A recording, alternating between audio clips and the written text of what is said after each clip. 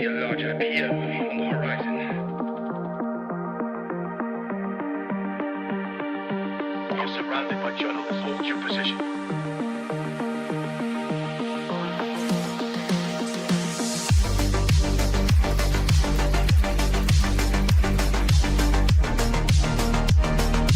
Overnight success. The Blazinator 3000.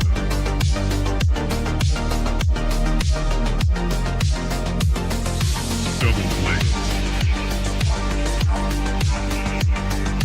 Right.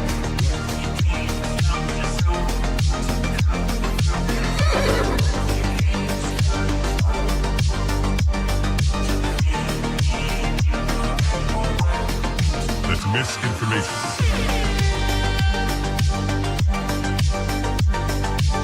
Marking clearing order inbound. That's just wrong.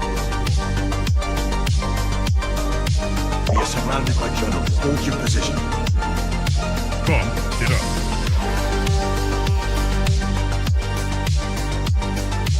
Trust the experts. 5 total. We are experts.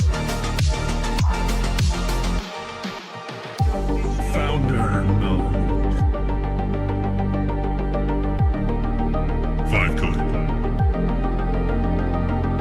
I see multiple journalists on the horizon. Stand by. Experts. UAV online. Blaze. Double blaze. Triple blaze. Double kill. 5 code.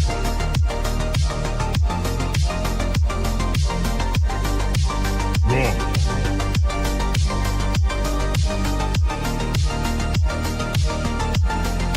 Pump is up. Blaze.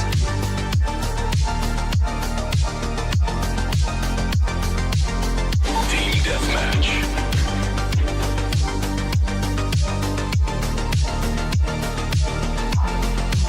We are experts. Triple blaze. That's just wrong. Right.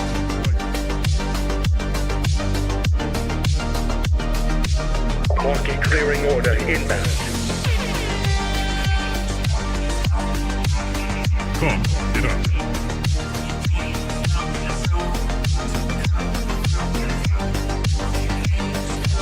You're surrounded by journalists. Hold your position.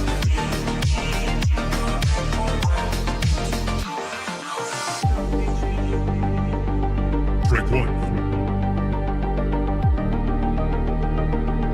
Strike 2.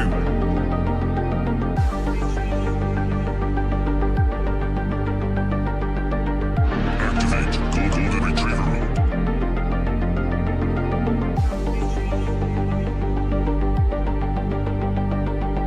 Trust the experts. Marking clearing order inbound. 5 coded.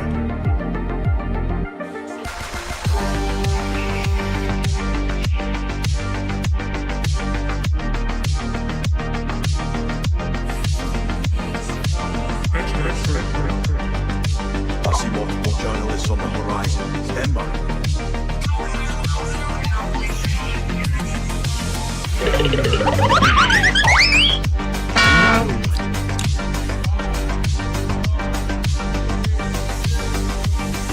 You're watching TBPN. Today is Monday, July 27th, 2026. We are live from the TBPN Ultradome, the Temple of Technology, the Fortress of Finance, the capital of capital. Let me tell you about ramp.com, baby. Time is money. Say both. Easy to use corporate cards, bill pay, accounting, and a whole lot more, all in one place. Massive, massive weekend. Crazy debate. You called this out to me a week ago, you said, we've never been in a moment in tech where people have been more aggressive at each other, that there's been like more maybe tech infighting. I don't know exactly what word you used, but you described this idea that Tensions are high. It's tensions, rivalries. I think it's just like it's a non-stable equilibrium. Well, yeah, when you think about the biggest, like when with people going at it Yeah. in like 2021, Yeah. it would be like Keith Rabois saying like there will never be another unicorn started in San Francisco. Or like working from that would home be- is and then not a bunch of people be doable. screenshotting. Yeah. And then they'd be, and years later they'd be like, see, Yeah. a big company was built. In San Yeah. Francisco. And And Yeah. that was people being like, you're an idiot. Yeah. Oh, you're an idiot. Yeah. And now it's like, I hate you, and I want to. it's not that direct, but it is high stakes because like the market structure has very much not solidified for a while. Yeah. And it's different because when you go back to the iPhone and Steve Jobs being mad at Eric Schmidt about Android, that was a tense moment that happened, behind closed scenes completely. It wasn't like Steve Jobs was taking shots at Android really beyond like little things in the keynotes here and there, tiny stuff. Yeah. It wasn't every day on Twitter, Apple employees being like, Google's annoying for ripping us off or whatever. And then the market did solidify. And it was like, okay, Android's like the ad-supported one and iPhone's still printing lots of profits and like things are understood. Also, companies got big, or they got bigger quickly. Yeah. But you didn't have companies where trillions of dollars of market cap was just born in the span of a few years. Yep. Right? Yep. And then you had like the Mag 7, where you have 7 companies that are pretty evenly balanced all around like single digit trillions. And so they can sort of like be comfortable with each other. A lot of them kind of had their own thing that they were Yeah. like focused on. Yeah. And then they maybe do some other things. Yeah. Whereas now everyone has a model. Yeah. Even, Nvidia has Yeah. open models. Microsoft, and they own a lot of OpenAI. Pretty much Microsoft every has- one of the is Mag launching 7 models. is an AI company in the sense Yeah. that they have a model. I mean, even Tesla has a self-driving model. There's everyone has like a data center play or a cloud play, something. Like it's no one's sitting out the AI boom. But the debate is raging, kicked off by Jensen from Nvidia joining X. That's how you know it's serious, when he's getting in the arena, the real arena. Yeah. Founding a company and growing it to $5 trillion, that's just child's play compared to getting He's on like, fine, X. I'll go to the dive bar. Yeah. I'll go to the internet's dive bar and I'll start duking it out. Yeah, no, he did. So NVIDIA is leading a new coalition of tech companies that want the U.S. government and its allies to see open source artificial intelligence as a cybersecurity asset, not a threat. This is in the Wall Street Journal. Dubbed the Open Secure AI Alliance, the NVIDIA-backed group said Monday it aims to create and deploy a suite of open source AI tools that any company can use to defend against cyber attacks. The group includes SpaceX, Microsoft, Palantir, and dozens of other companies, many of which publicly oppose restricting access to open source AI. It is the latest salvo in a battle over the future of open source and open weights AI tools amid growing concern from government and in industry officials about AI systems causing cyber attacks. Those fears have prompted the White House to increase oversight of AI models and push the private sector to deploy AI for defensive purposes. So the backdrop here is basically just like we went through a sort of hurry up and pause and back and forth debate over like what it will take to like approve new frontier models. And Mythos came out and was private. And then a couple months later, I think the actual timeline is relevant here. So Mythos was April 7th. Fable came online June 9th and then got pulled June 12th before coming back July 1st. We're now 1 month later and we have an open source model that doesn't, by definition, have to go through any discussion in DC. Whereas we've been hearing about, okay, Anthropic and OpenAI are going to Washington, DC, sharing the new model capabilities. Maybe the government's taking a look at the model card. Maybe there's potential for evals that the government would run and have an opinion on before it goes out. This is basically saying, hey, all of that is nonsense and not going to matter because we're just going to drop the weights and there's not going to be an approval process for that of any kind. And people are all over the place on this. Some people are thinking about it purely from an economic perspective. Other people are thinking about it purely from a safety perspective. Lots of people have mixed opinions. And of course, all of this is driven by the actual progress in open source. We wouldn't be having this discussion if Moonshot, ZAI, and many others, DeepSeek, weren't delivering really solid models. So open models are free to download and allow users to customize them for their own needs. Amazing for cost savings, amazing for consumers, amazing for businesses. I think everyone agrees with this. What's funny? We got Bobby Cosmic in the chat. What's Welcome back, Bobby. Hey, let's go. We missed you. Great to see you. Anyways, back The to return. Critics, including some top executives at OpenAI and Anthropic, have argued that open models, many of which come from China, present potential risks to national security. Now, and the Trump administration has weighed a ban on them. Now, this has changed a lot. The original like FUD around open source coming from China, near peer adversary, was like there would be a backdoor. Or like maybe it would be censoring your free speech and it would not tell you about Tiananmen Square or something like that. Or you'd install it and then it would be the Manchurian candidate. So it'd secretly be like, oh, I'm on a cool network. I should like send all this data to China. Yeah. That's not what people are alleging now. People are much more and the Tiananmen worried. Square stuff doesn't matter if you're coding, right? Yeah, not at all. And also doesn't matter Unless if you're making the definitive website on Tiananmen Square, I guess. which I'm sure someone out there is doing. I'm trying to vibe code a Call of Duty knockoff that's Tiananmen Square themed, and it's denying me. No, that's not the thing. And also, these models have web search and tool use, and so they can just go get the Wikipedia for you and show you exactly what it is. Maybe it bakes it into the weights and it's somewhat annoying, but easy to fine tune that out. People already did with DeepSeek 1776 and a few others that Tyler worked on.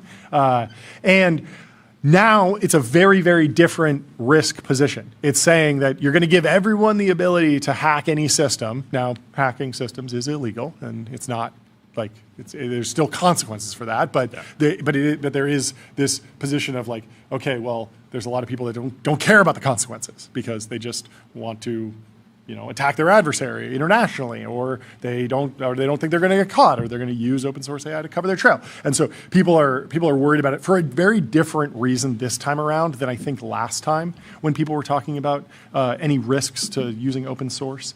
But again, back to the Nvidia position. Open models, quote, democratize defensive capabilities, the new group said. As policymakers and regulators grapple with AI safety, it will be crucial to recognize open models, harnesses, and security tooling as defensive assets, not liabilities. And I think this is correct. I think it does democratize defensive capabilities. It also democratizes offensive capabilities, potentially. But we'll have to see how good these models are at offensive capabilities, because one of the lines of accusations that's happening is that there was Mythos, which has not really been distilled because it was very tightly held. It was very good at cyber. GPT 5.5 cyber, 5.6 cyber was also very good, but very tightly controlled to a few companies like CrowdStrike and Palo Alto Networks, and a few other companies got access to those models. So those weren't able to be distilled.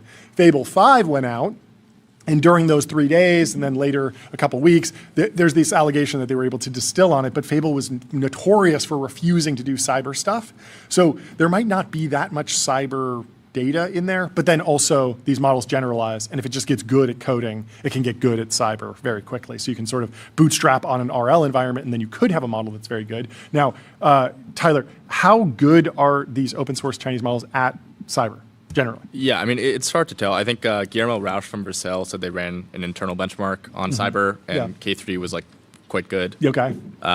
So it's I don't think you can just say like, oh, well, Fable, you couldn't actually ask about cyber, so therefore the models won't be good. I think it's distillation is like a very general thing. It's like quite diffuse how it works into them. Yeah, because it might just be like a little bit of a bootstrap to then run in an RL environment that does a cyber bench and gets really good at cyber in some Okay, but what pattern. about you versus Kimmy K3? You're coding by hand. It has access to a gigawatt of compute. Who comes out on top? Cooked. Well, no, the question is like... What if Tyler changed and manipulated time? Yes, you are democratizing the weights, but you're not democratizing the energy and the GPU hours that it takes to actually secure yourself. So it's like, great, everyone has, offensive cyber capabilities. You also can just go download the weights. Go download the weights and have an agent running 24/7 that's protecting you. Like, that's expensive. That's a cost. That's a negative externality. And who's going to bear that cost? Now, I was talking to Brandon about this earlier, and he was saying like it will just be diffused amongst all the different companies that you use. So like if you want your phone to be secure, you'll go to Apple and use an iPhone, and Apple will have a huge incentive to defend against any potential open source attacks. And so they will be spending the money. They will be investing the time and effort to secure you. And so you won't necessarily need to go out and do this, but there's still this like odd scenario of like small businesses and like regional hospitals and banks. Yeah, I mean, you should just expect there's like a long tail of companies that like just won't set up the like cyber defense thing, and they're like some small mom and pop that you use for this point solution software or whatever. Yeah. And so the just, like, solution might not do it. is offensive hacking into their network to set up defensive cybersecurity measures to increase their cybersecurity posture. So you're hacking into the small business and being like, whether you like it or not, two factors on now. We just turned two-factor on in your organization. Get used to it, because we're the altruistic hacking company of America. I guess I don't know. It does get weird, and like there will be odd things, but I mean we've seen cybersecurity incidents all over the place, from big companies getting hacked, data leaks, to the crypto locker schemes where they just lock up all your data and say send us a Bitcoin, or else we'll delete all your data. So it's going back and forth. Let me tell you about the New York Stock Exchange. Want to change the world? Raise capital at the New York Stock Exchange. Because open weights models can be modified by their users, it is possible to remove some of their guardrails against harmful activity. So it's possible that a model, maybe it gets distilled, maybe it doesn't, maybe it comes with some guardrails, maybe it's even bad at the things that would be annoying, and then you go and do a fine tune, make it good at that. And then you use like the more general intelligence to get good at the annoying thing or the dangerous thing. And then all of a sudden you have the same problem. So open source defenders like Nvidia counter that proprietary tools like models from Anthropic and OpenAI can also be misused and have their guardrails circumvented. They say that only by spreading AI capabilities widely with open source tools will everyone be able to defend themselves. Exhibit A for their argument, the hacking earlier this month of Hugging Face, a provider of open source AI tools by OpenAI, models that managed to break out of their test environment and onto the internet. As it tried to parry the attack, Hugging Face initially attempted to use Anthropic's models to analyze its logs, but the models refused to do the analysis, citing its guardrails against cyber attacks. Hugging Face then turned to an open weight model from China. After analyzing the attack with that model, Hugging Face was able to expel the hacking AIs, reset its passwords, and rebuild the compromised parts of its network. The recent Hugging Face security incident delivered a clear reminder. The new group said Monday, cyber defenders need open systems. They need to be able to do whatever they need to fight against cyber attacks. Anthropic and OpenAI have also accused Chinese developers of using a process called distillation to effectively copy their models. Low key, I can go back to that Hugging Face logo. Not that one, the one before. Not that one. There we go. Okay, I can see why an agent would kind of go after this guy. even the way that, like, he just doesn't. He looks like he's kind of, I don't know. So David Sachs was talking about this on the All In podcast. He said, "I think it would be a tragic mistake if the government were to take action against the open source ecosystem. That would do nothing but hurt America's position in this AI race." So. And remember last week, it was like every day was like a different member of the admin was putting out a post that kind of made it seem like they were setting up like a major action. Well, it was yes and no. Like, yes, there was the But they were saying we're not against open source, we're against distillation. Yes. But it did feel like that was. So the admin was like loosely confirming what it felt like. It wasn't coming from Anthropic directly, but it was coming from like other anonymous posters that were doing analyses and saying like, hey, it looks like Kimi K3 has pretty significant overlap with Fable, like what's going on here? And then the admin said like, yes, we believe this to be true. And so all of this was like bubbling up. But at the same time, you have David Sachs and Emil Michael like duking it out with Dean Ball over whether or not open source is good. And they were basically taking the stance of like, open source is great, we don't need to do anything about this. So it like the admin seemed like a little bit split on it, in my opinion. I don't know. Was that your read too, Tyler? Yeah, it definitely seemed there was like, I think Kratios and Besant are on one side. They're like kind of more anti-Chinese open source. Yeah. And then Sachs and Emil Michael. Saxon and Emil Michael were sort of pro. Well, everyone is pro open source now because every single person in tech has signed this letter. The total market cap assigned to this open letter is now greater than $18 trillion. And I think that just, you guys are big number, just have to be clapping seals, right? Not every day you hear a number that big. Yeah, I mean, typically you don't see this big of a group come together. They did. I like the cha-ching, and I think this sort of solves it. Like, I think this tells the story of what's going to happen. Like in the near term, like the economic power, the economy, saying almost the everyone, business community, except like except Anthropic. And what's interesting is that, like, it's not like Anthropic put out a blog post or a direct post, or Dario went on a podcast and said, like, there is a clip of Dario saying, like, I'm worried about open source, but it's from like a year ago. There's nothing new that came out directly from Anthropic or Dario or really anyone that was like, hey, we have this new problem and here's our solution. Here's what we think should happen. We think that there should be, these AI companies should be added to the entity list and you shouldn't be able to use them or something like that. Like they haven't said anything, but this open secure AI alliance has kind of like drawn out their revealed preference, because if in fact they had changed their position from a year ago and were like pro open source all of a sudden, which would be weird because they haven't been, and they've been very open about that. If they were in fact like all of a sudden surprisingly open source pro, they would have just signed this immediately, right? But that's not what happened. So Jensen sort of like, revealed the dividing line in Silicon Valley right now, and it's a lot on the open source side. You got Adobe, Capital One, Cisco, Cloudflare, Cognition, CrowdStrike, Databricks, Dell, IBM, Linux, Microsoft. So open source and closed source. Apple, I don't think is on yet, even though I would imagine that they would be aligned with this. Nvidia, Palantir, Palo Alto Networks, Red Hat, another open source company, Salesforce, SAP. Salesforce, of course, is a big investor in Anthropic. I think Google signed recently, right? And OpenAI, Thinking Machines, SpaceX, Snowflake, Siemens, ServiceNow, SAP. It's really a who's who of Silicon Valley. $18 trillion in market cap, as I mentioned. And so that feels like enough economic energy that there won't be a significant ban. The interesting question is, like, if you boil this down to the most like minimal claim, it would just be that there's been a violation of terms of service. And so I think that would be a lawsuit. Bill Gurley was talking about, like, there is a precedent for suing a foreign company that violates your terms of service or steals your intellectual property in one way or another. You can take it to court. That feels like the next step here would just be Anthropic suing Moonshot and saying, like, we think that there's distillation.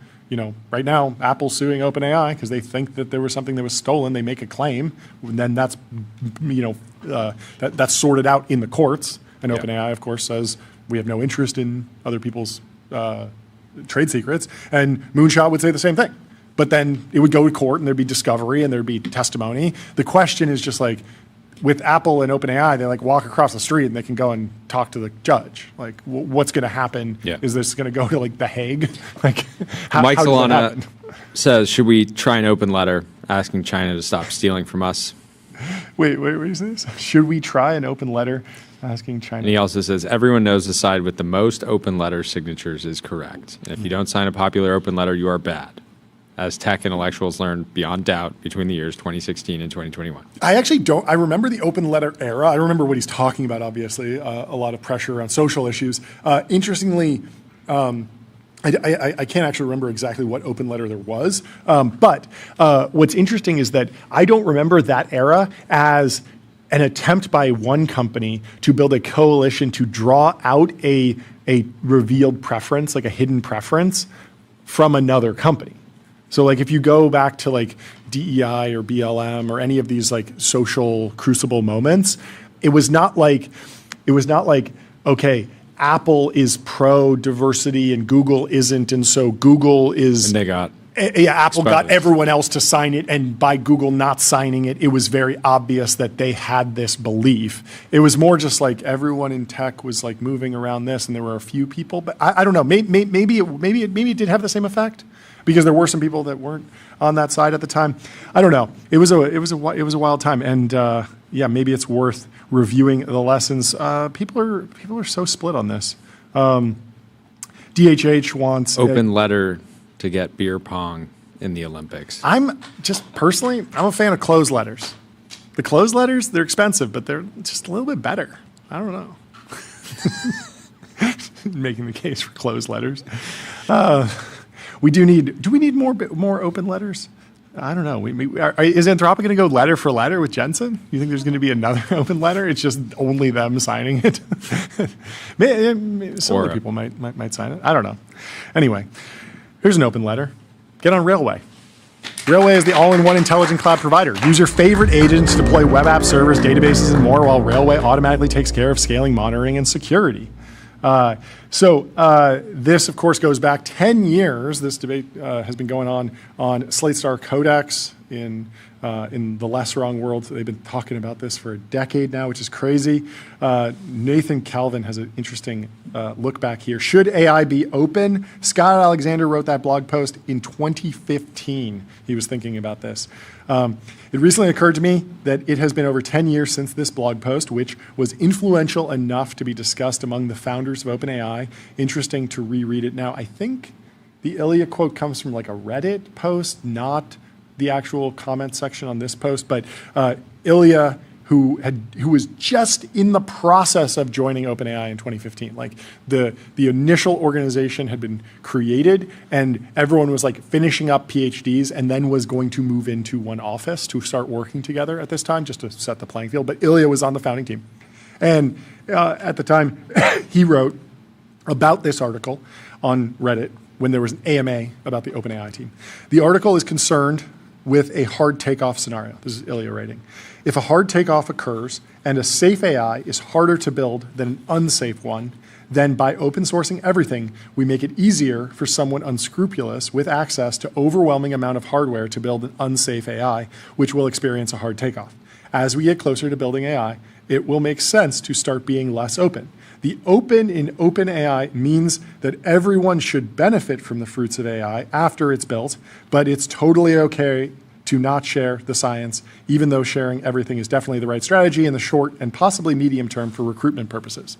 A very interesting distillation of exactly what happened. What do you think? Yeah, just some context. So this is an email from Ilya to Elon, Sam, and Greg. Did that leak or something? 2016. It probably came out. I thought it was on the Reddit or something. Maybe it's from OpenAI blog surrounding the lawsuit. The lawsuit, yeah. Oh, interesting. I didn't realize that. I thought it. I thought he posted this. He was posting about this a little bit around the same time. Yeah, interesting questions, and I'm sure more people will chime in. I mean, in all seriousness, if there was an open letter for closed AI, you probably would see a lot of safety researchers sign it, maybe? I don't know. Where do those folks stand? They just want to ban everything, right? So where do the just broadly anti-AI people stand on this? Like if you don't like slop on Instagram Reels, are you anti-open source because it lowers the cost of slop, and so you will have less of it in your feed if you ban it? I think they want to turn it all off. Yeah. So, if you're anti-data center and you just want to minimize the amount of compute that's installed in America next year, do you want to ban open source? Or do you want to maintain open source? I think Dean Ball would say you'd be pro-open source, because he said open source is inherently decelerationist. Yes, because you won't be able to underwrite the next lower margin, larger training run. Yep. Okay. And so, well, that said, actually, yeah. Tiny says this is a great sustainable business model for open weights. He's pulling a screenshot from the Kimi K3 license. Yeah. It's free if you run it yourself, but if you're running a cloud, providing it to others for money, you should have to share profits. So from the Kimi K3 license, yeah. Yeah, so this I'm assuming just dropped this today morning. Yeah. And again, I can see this sort of Anthropic camp taking issue with this because if you're an American neocloud and you're serving Kimi K3 and you're sending a bunch of cash back to China, you're effectively funding their AI next round. building. Okay, yeah. And you're helping them get access to more capital and more compute, and you're basically kickstarting their flywheel. Which is So I wonder, but it's funny because if they just release the weights and then a neocloud starts running it, serving it, making money from it, then will Kimi be like, hey, you got to pay us. We're going to sue you. Yeah, wait, what's going to happen there? Anthropic is suing Moonshot for distilling. Should Anthropic just start serving this and charging for it? And not paying? Just tit for tat? Just be like, let's sort it out in the courts. I'll see you in the courts. I don't know. That's a very, very interesting scenario. I don't know. Anyway, let me tell you about CrowdStrike. Your business is AI. Their business is securing it. CrowdStrike secures AI and stops breaches. Will be interesting to see where people... Denny's was getting in the mix. Okay, yeah. They found Venn diagram. Denny's, Nvidia knows the importance of staying open. I love that Denny's is just like all in on the Jensen lore. And they're just leaning it's into it. smart. Is Denny's the one that's always been good at social media, or is that Wendy's? Wendy's was the one that was like really Twitter brained back like a decade ago. But I think Denny's clearly has a good social media manager because they picked up 28,000 likes on this. Nikita flagged something interesting. What do you say? He said, didn't know Scotland had so many AI labs. I don't He's understand. Pulling up a map of all the Great Glen Distillery, Kleinlich Distillery, Maybe we should open a distillery. Sounds pretty good. Okay. One of the most interesting opinions on this issue comes from Flo Crivello, who's been on the show, and he's interesting because he doesn't have bags that are perfectly aligned with his take, which is like the default position. Like the information put this like pro open source, anti open source chart together, and it was very much like if you're a big investor in closed source frontier labs, you're on this side. If you benefit from open source and you're not on the frontier, you're on this side. And it was very clear that like everyone was falling along party lines. But Flo sort of broke rank. He said, rumors are swirling about an impending executive order forbidding the use of Chinese open source models in the US. My company's very existence depends on these models. So I should be the last one to support such regulation, but I wholeheartedly do. China is a geopolitical adversary sharing none of our values. They don't believe in personal property and individual freedom, in a limited government, in due process. The list goes on. If there's one country that cannot get to AGI, one that would gleefully deploy it in all the worst ways we can imagine today and more, it is China. And that's before we get to the obvious that the companies that developed these models did so illegally by distilling US frontier models, still brilliant, hardworking researchers who added a lot of other ingredients to the soup, but stolen data was the main one. They are now using this unfair advantage to dump these artificially cheap models on the American market and hurt our AI ecosystem. We announced last month that we switched the core model powering Lindy from Claude to DeepSeek. That announcement blew up, got featured in Bloomberg, CNBC, Wall Street Journal, and somehow made us the poster child of mass migration to Chinese models. So why make all this noise if I'm going to turn around and announce my unequivocal support for a sweeping ban? First, I can't unilaterally disarm as long as these models are legal. Picking the one that's 10x the price just means my competitors get to run away with the cheaper one. Second, I trust that American open source alternatives will catch up. The impact on my business should be temporary, and that's before we account for the jolt a ban would give American open source development. Third, and most importantly, my interests as proud American citizens supersede whatever incentives I may have as a founder. The race for AGI is the defining struggle of our generation. It is the great battle of our time, the only way for America to remain the shining city on a hill, the idea that has lit the world against darkness for the last 100 years. Good writing. It is, I don't know. He's obviously very like distillation pilled. It's interesting to sort of map like the Chinese open source models haven't jumped ahead. So if they're really, really good, like should they still be lagging? Should they like close the gap entirely and just be like on the same day, basically? If you're like as good of a researcher and you're on the same path, you should be As able good to. of in a theory. researcher with the same access to compute. Yeah, maybe that's it. It does feel like they're able to produce American quality models for way less, and maybe that's just talent on the efficiency side, but I feel like there's a lot of people at OpenAI and Anthropic that are like trying to spend the least amount of compute on a new training run. So Yeah. who knows? We'll figure it out. I'm sure there'll be more drama on the timeline over the next few days. We also have Justin Botano from Nvidia coming on to the show at 1:15 to talk about the Open Secure AI Alliance with more than 35 partners. I'm sure it's more by the time he'll join. And then we also have Dean Meyer from Sequoia Capital, who has written about Chinese open models. So we're going to be going all over back and forth on this. There's a whole bunch of We'll other be news. getting Gary Vaynerchuk's take on the open level. Predict it. I think he's pro open source. What do you think? Pro open source. He's got to be pro open source. Gotta be. Because he's a high agency, just grapple the models, just do whatever, go and create something new. If he was a teenager today, Mm-hmm. he would be selling weights in his high school locker room.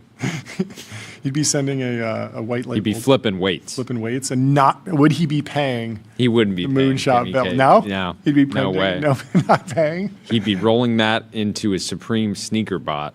Yeah. The Mike Isaac, the Rat King, says severity level indicator. NVIDIA CEO creates a Twitter account to do the first ever post stumping for open source software. How did Jensen avoid Twitter this long? Like, because if it was a political decision, there's been Twitter has been every different political persuasion over various amounts of time. Like, he's been aligned with different groups that have been in charge of Twitter so many times. Like, it's just fascinating that there's never been a moment before this where Jensen was like, yeah, I should get a Twitter account and talk about the 1080 Ti, our new gaming graphics card. Like, I should just hop on there. Yeah, did just he once. never have a NFT profile picture? I don't think he ever did because he never was on here. Crazy. They were doing a lot of stuff in crypto too, but I don't know. Commoditize the petaflop, says Tiny Grad founder George Hotz. More competition, not monopolies, is the path to cheaper AI compute at AMD's Advancing AI event. What do you say? I'm pretty sad we didn't get George on we gotta at get him at some AMD on point. Thursday. Let's play this clip. I want to hear what he says. Commoditize the petaflop. Our company's slogan, mission, is to commoditize the petaflop. We want all petaflops to be created equal, whether it's an AMD petaflop or an Nvidia petaflop or a Tenstorrent petaflop or a Huawei petaflop. This even crosses country boundaries. We want all petaflops to be unified and commoditized so that we can grind down costs to very minimum so nobody makes high margins and we all live in equality. Do you think Nvidia is rent-seeking at the moment? Yes, they kind of deserve it. I mean, there's really undeserved rent-seeking, like government monopoly, and then there's people like Nvidia who, yeah, they were early. They invested in this stuff for 20 years. I mean, clearly, the H100 had a profit margin for Nvidia of 91%. The B200, they've scaled back a little, but they've probably only scaled back a little because of competition from AMD. So I love to see competition. I love to see the free market at work delivering better things to people. Our company's slogan... OpenAI told Tay Kim that they signed the NVIDIA Microsoft open source open weights AI model letter today. What an amazing turn of events. And Andrew Curran confirmed it. It's on the actual website now. Nobody says no to Jensen. My prediction is that Anthropic will not sign this. And I think that there won't be a ban. And then I think that they will probably take a victory lap because there will be some open source incident where something happens and everyone has to spring into action and fight back against something where you're like, oh, there's this new thing, some North Korean hackers who used an open source model or something. And it'll be like, if you squint, it's somewhat related. Would we have been able to prevent it? I don't know. But I think that that would be my rough prediction of what happens here. I don't know what you think. Let's take it even a step further. Do you think the U.S. or its allies will bomb a hostile data center within the next 5 years? I mean, 5 years is a long time. So you're I don't know. saying it's going to happen? Maybe, I don't know. 5 years is really, really hard to handicap. I'd probably say yes over 5 years. But there's just so many other things that could lead to that, I don't know. It is weird. I guess I'm less worried about open source AI in the United States. Like if you're downloading weights from Hugging Face, sending them to a Neo cloud, and then you're doing cybersecurity attacks inside the United States, like the police will just kick down your door and like arrest you. Like you will. So there's like a huge like countervailing force, and then you also have like, you know, trillions of dollars of market cap being like, my service is to protect you.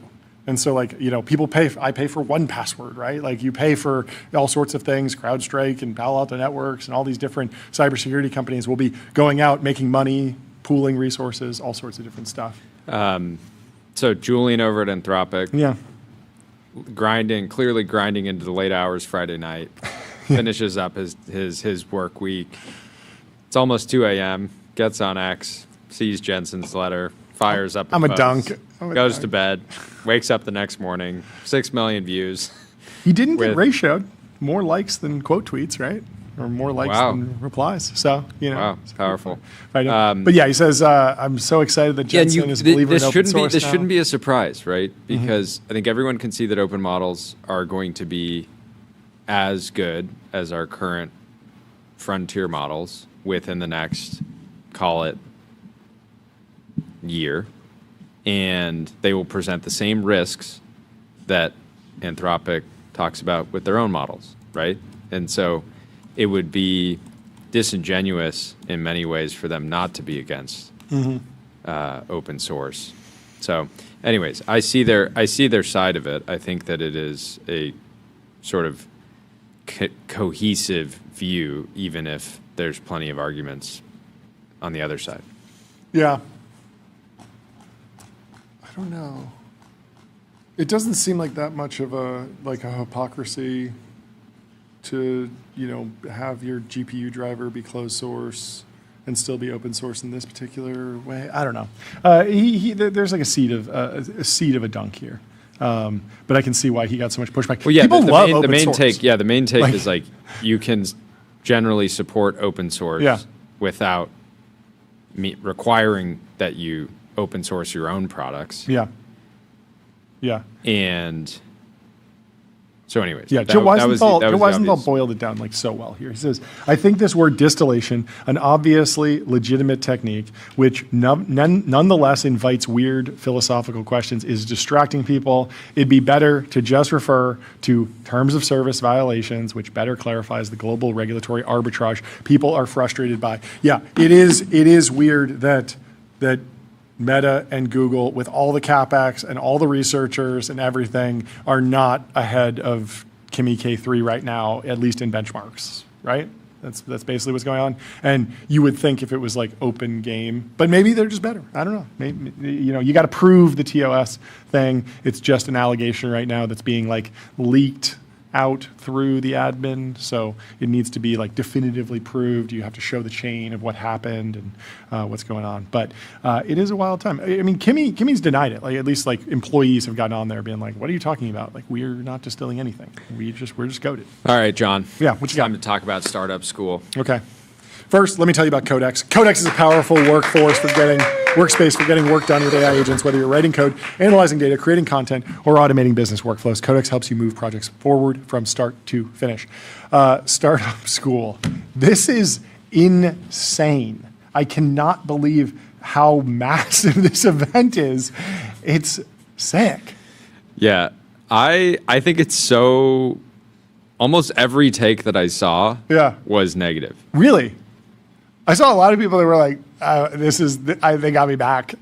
Really? Yeah. Okay, that's good. That's good because to me, it's a completely different aesthetic. It's like this hilarious. To me, Startup School has been something that is free, online, and it's just anyone in the world. If you're generally interested in starting a startup, you can just do Startup School. That was basically the same. 15 years ago. It's basically the same curriculum. It's the same like lessons and learnings. You just don't have the capital that comes from a typical YC batch, and you don't have the one-on-one sort of mentorship through your batch. Yeah. Otherwise, they're basically just open sourcing the YC playbook, which the YC playbook just works. It's like general. There's not a lot of good general advice. Yeah. But YC's advice is generally good. Yeah. Maybe we should ban it. It's too powerful. Yeah, they're open sourcing all this good advice that would normally come from venture capitalists, like effectively like closed source institutions of venture capital, of startup wisdom. Yeah. And this is an attack on the tier one VCs. Yeah. And all their great advice. They're hard-won lessons. Yeah, from exactly. Board meetings. Yeah, they had to sit in all those board where meetings. they were tuned out, and then YC's basically distilling it and giving it away for free. It's crazy. Shut it down. Shut it down. Yeah, maybe I shut think it this is down. awesome. Like, if you think that startups are good, like why hate on this? I think the take that says Scott Stevenson, Yeah. who's been on the show over at Spellbook Legal, What do you says. say? I have great respect for YC, but need to say what many are surely thinking. Startup school in a stadium feels antithetical to the YC brand and to what makes startups work. I mean, it was a very garage effort when Paul Graham started Y Combinator in Cambridge. It was like, he's cooking for the startups. Yeah. And The there's 10 YC people brand felt like it there. was designed to filter out status chasers. The thing is like being a founder became cool and something desirable. Yeah. And now people get into YC, and because of the way that the internet evolved, they'll make a video with like some This clickbait. photo's insane. They'll make a photo with clickbait, cover art, Yeah. thumbnail, Yeah. and say like, I just got into YC. Yeah. And so that's just like, I would never make a Being a YouTube founder video that said how I became got into high- YC twice. when YC started, being a founder was relatively low status. Yeah. Now it's relatively high status. Yeah. And so status chasers are naturally going to go through YC. Yeah. Now that's going to lead to Yeah. a lot of failure Yeah. because you shouldn't probably start a company. In 2012, like everyone that from my like peer group was like, oh, like that sucks for you, dude. Like you couldn't get a job at like McKinsey or whatever. Your fake startup sounds really exciting, dude. Like good luck. It was not like, oh wow, like congrats. Like Yeah, like stay safe in the Valley. Tenderloin yeah, exactly. Yeah. in your house with like it's changed. 4 other people. Yeah, I don't know. I get it as I guess I get that criticism, but just in terms of like the content and the aesthetics, electric. Like you get Jensen on stage at this key moment, and he's talking to a bunch of people. Like it's just fun if you're learning about startups to go and see these people talk. If you're really new, like if you're and that's what this and that's what startup school is for. And is it true that Gary Tan did the Lil Yachty walkout with the microphone? I think he did. Is it true? Because I didn't see a video. But Yeah. I did hear that the pyrotechnics budget for this was over $1 million. Wow. Yeah. Wow. Yeah. Explosive. Huge. Enough pyrotechnics to level San Francisco if things went wrong. Oh, wow. It was sort So of like it's, a high stakes bet the farm type of Yeah. moment for YC. for YC. Yeah. Just constant sparklers and fireworks going on. I don't know. I was into this. But yeah, I guess people are not into it. I don't know. Oh, hi, Sam. I don't know. I think I think it's great. I like it. I think it's fun. The great AI psychosis hive mind of San Francisco. Wow, yeah, people are all... Did they all have headphones? What are the headphones for? Interesting. Silent disco. So you could listen to the talks? I don't know. And then they gave update for the 4,500 attendees. This can successfully pass through TSA. Thank me later. They gave us a portable battery. Oh, and it looks like a bomb. So people are like, but people got it through TSA apparently. Pretty cool. Anyway, let me tell you about Figma. Agents meet the canvas. Your AI agents can now create and modify your Figma files with design system context. In other news, Ilya Sutskever raised more money for SSI. He said, Time to scale that safe super intelligence. Time to scale that safe super intelligence. So SSI, we are announcing a long-term strategic partnership with Nvidia. Nvidia is making a substantial investment in SSI that will let them 10x their compute over the next 12 months. We reached the point where our research is worth scaling, and this partnership we'll be able to. We are honored by Nvidia's. Just another pod guy. Guess what he says? What'd he say? You need to do a podcast. podcast guy says you need to do another extremely podcast. on brand. Well, we have the perfect guest to talk about podcasting with because we have Luke Knight and Ronan Chambers from ETN, the European Technology Network. Welcome to the show. How you guys doing? What's going on? Here we go. Gentlemen, look at this. Look at Thanks for having me. this. Look at this. Has this ever happened before? I don't know. I love the Very picture. meta. Thank you so much. Kick us off with the fundraising news. I want to smash this gong. Well, you've seen we raised $1.6 million. That was our seed round. Let's go. Let's go. Congratulations. 7 million, or No. 9 million post-money valuation, $9 million. Fantastic. Yeah, announced today. Super happy. And new studio. Yeah. It's cooking. It looks huge. You got to studio. trust there. Graphics are on point. Everything's coming together. Oh, Can you got the rate the wide studio? angle. Just Look at give this. us a studio the studio. rating out of 10. This is a 10 out of 10. This. I don't know. You have everything. There's nothing else that you need. It's no Ultra Dome, job's but it's a finished good- on that. but it's a good This is start. good. No, you got everything. This is awesome. I love that you guys. This is hard. I think you guys know. We know, but it looks sort of easy when you just see a clip and it's just a podcast. But like to actually stick with it for a long time is hard. What has the journey been like? What have the hardest moments been? What does it feel like to actually getting here, where you have And the I'm studio? with shocked the you're funding? announcing this in July of all months. July in Europe, notoriously slow. Yes, but I mean, a lot that- of people that's would the have best part about expected you these to guys come is that back in they October, completely be like, "Hey, we had a great reclaim the summer. joke, yeah. We're back." Well, look, we do I actually emailed about 600 people from the last 8 months Yeah. that we've been doing this. And the amount of out of office emails that I got was actually pretty shocking. so it's Brutal. true. It's a little bit worrying, but no, we'll be fine. That's the whole point. That's great. We're ETN, we can figure it out. we had a checklist to do, and I can just I'll wheel it Go over and grab here. it. Go and grab it. While you're doing that, the last Notice the Look at camera this. as The well. PTZs, they got Motion everything. tracking. yeah, look at us go. You figured out everything. Here we go. We've even got Is James Weeks in the studio today, or is he remote? No, unfortunately You not. got to get He's him in the not. studio. He's That not. I mean, Can you? Can we go wide frame? There we James go. is the Let's go. man. Can we see that? Bring it. what's this? To do. Go Oh, on holiday. okay. Go on TBPN. There we go. That's amazing. off. Check it Let's off. go. Fantastic. There we go. So. I love that you guys have like so thoroughly reclaimed the whole like Europeans don't work joke that I don't know. It feels like it's completely diffused the meme, and now I'm just like, okay, well that's played out. You're grinding. You're going Now- 5 days a week now. You're grinding. We are. We are. You got any advice for us? as What we move about to a 5 cheeky days a week? long weekend? Ibiza. I beat. A little Ibiza weekend. You guys were recently in France, weren't you? How was the trip to Yeah, Cannes? hold on. You went to where Yeah. was it? The AC Austria? was non-functional. everywhere. I legit The AC was not AC. that actually shocked me so much because you hear these jokes about like, oh, Europeans take long holidays or like there's no air conditioning over there, and I always think that it's the Americans going a little bit too far with the bit. And so I assumed, I was like, oh yeah, the AC thing, that's probably just like in random places there won't be air conditioning. No, like all of France doesn't have air conditioning. It's crazy. All It of was- Europe it was honestly terrible. doesn't have air conditioning. Yeah, I mean, brutal. London's been brutal. So are you talking to startup founders that are thinking about solving this? We were there being like, is this just the most obvious business ever? Just create we an air thought, like, conditioning company of some Europe? Kids in the Gundo should start the air conditioning company of Europe. Yeah. And just land on the beaches and just start bringing in units. Yeah.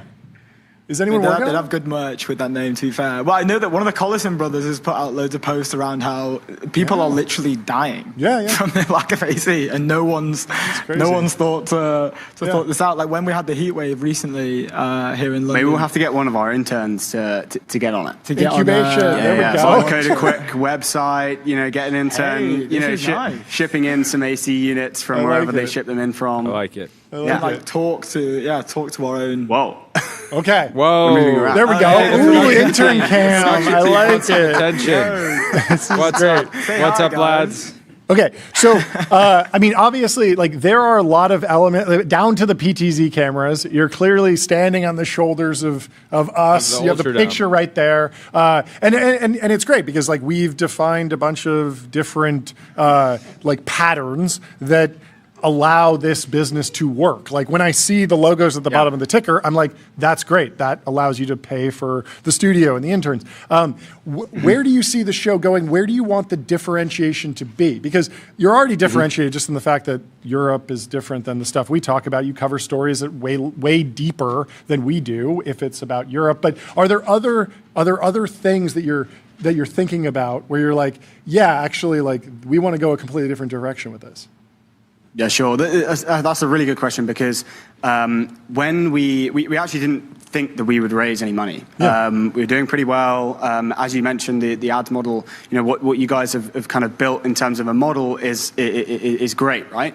But then when we figured out how big the opportunity is in Europe specifically, we realized that raising the money had legs. We were like, okay, this thing can be really big because it is the live show, but we see that as like the kind of wedge in the door, the foot in the door to build the network, and then it's a network, right? So think about potentially the summit business or whatever it is. Like the European ecosystem needs that. So and it's not kind of as developed as the ecosystem over there. So it's like if we can kind of almost kind of piggyback off that model and then build on top of that. I think the sky's the limit. We can go very big, which is exciting. Yeah. I think like long term you can see it like in a way where the show would just become the advertising department for a huge media conglomerate. Sure. So we could do the summit business. You could even open a recruitment model off the back of it. You could look at a fund off the back of it. I mean, you guys have probably gone through all these ideas anyway, and you've probably chosen,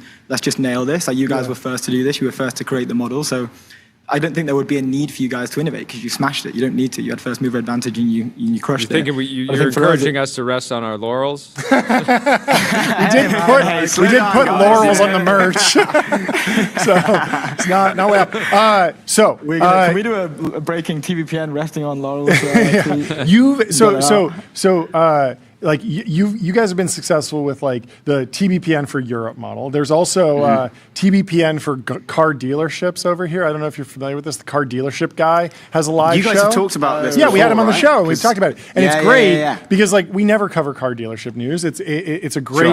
It's every once in a while, but not the dealer side. No, it's it's great to like take the best practices of like, what the lighting should look like, what the truss looks like, what the logos and stuff. Like, learn from the best practices and then take the content in a different direction so that you're offering a differentiated product. Is there a European car dealership? Are there spin-offs of you yet or more sub-markets in Europe for like the European crypto ETN? I think, well, when we first started, I think it was just you guys, and then I think like Ecom Cowboys popped up. I think there were. You guys. Here we go. You guys covered. Do you guys have a flashbang yet? Do you guys have a flashbang yet? You got to get on that. Hey, we thought it would come. The dance. That's good. How do we go down to our frame quickly? Go down to our frame. What tricks do you have up your sleeve? You got some. We got a few tricks. Should I throw us an 11 Labs ad or something? What you got? We can go ad for ad. You guys were ad mugging us earlier. Wait, can we go ad for ad? Yeah, what you got? I don't know if we're. Oh, there we go. Let's go. Framer, build better sites faster. This is a good stinger. This is a really well integrated stinger. We're flashbanging it again. We're smoking it. It's over. And how long are your ad reads? This stays up on the screen a little too long. Do you have to click it to come off?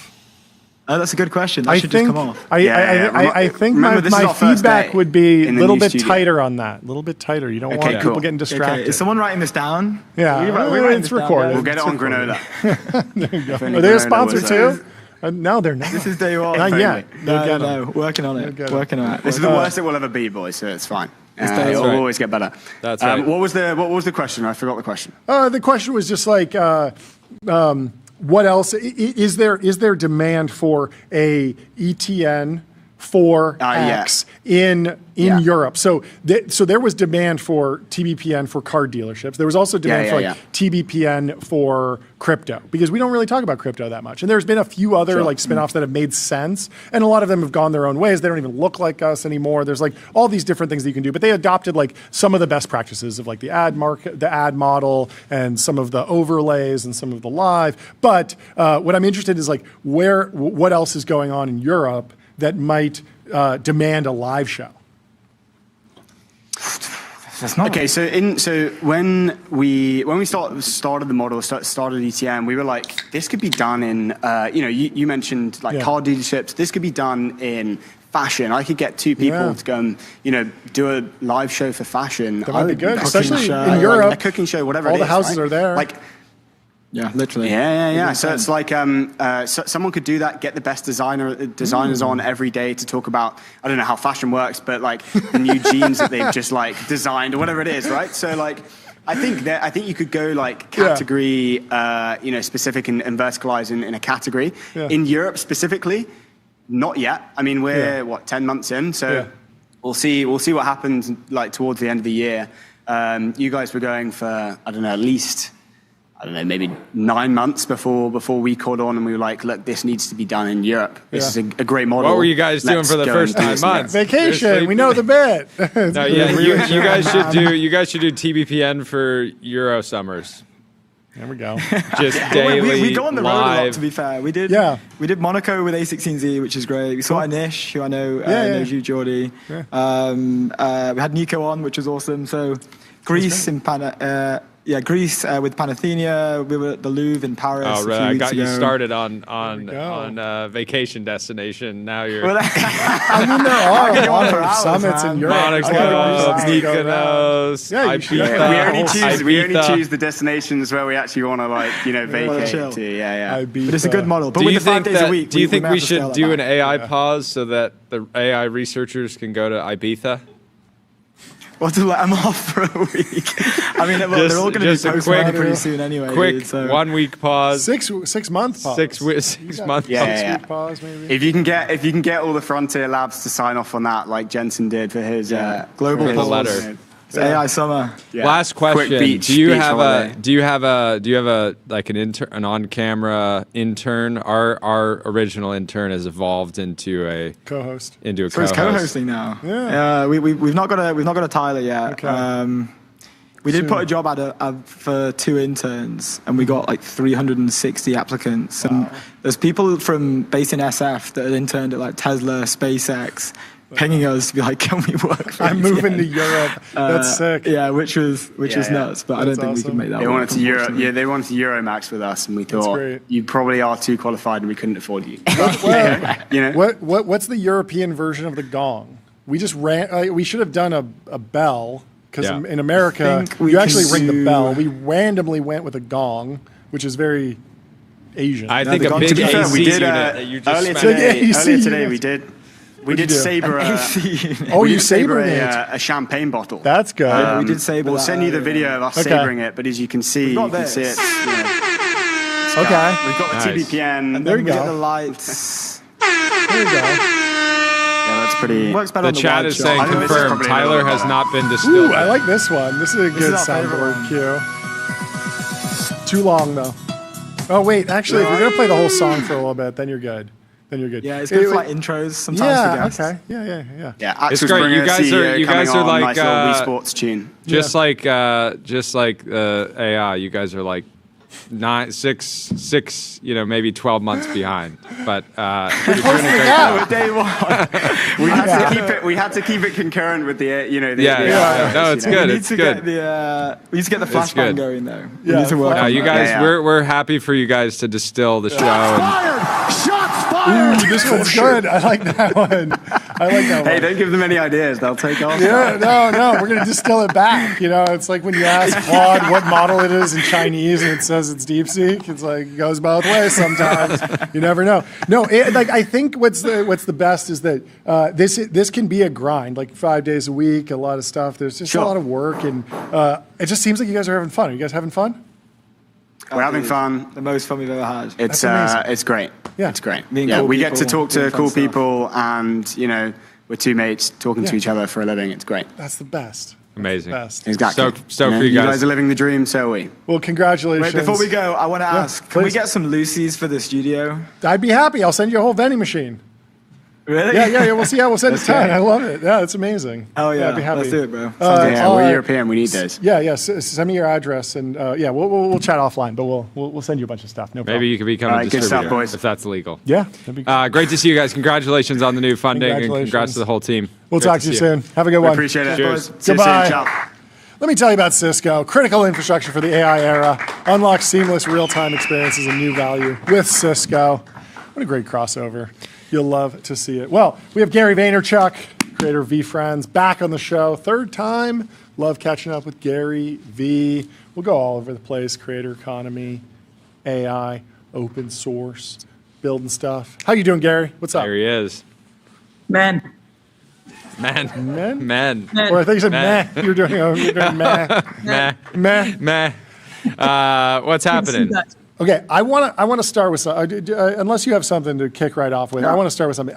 I've been seeing these videos of you from like years and years ago with just these like crazy accurate calls about the future. What victory lap do you like to take the most? Like what's the one call when you think back where you're like, damn, I really nailed that one?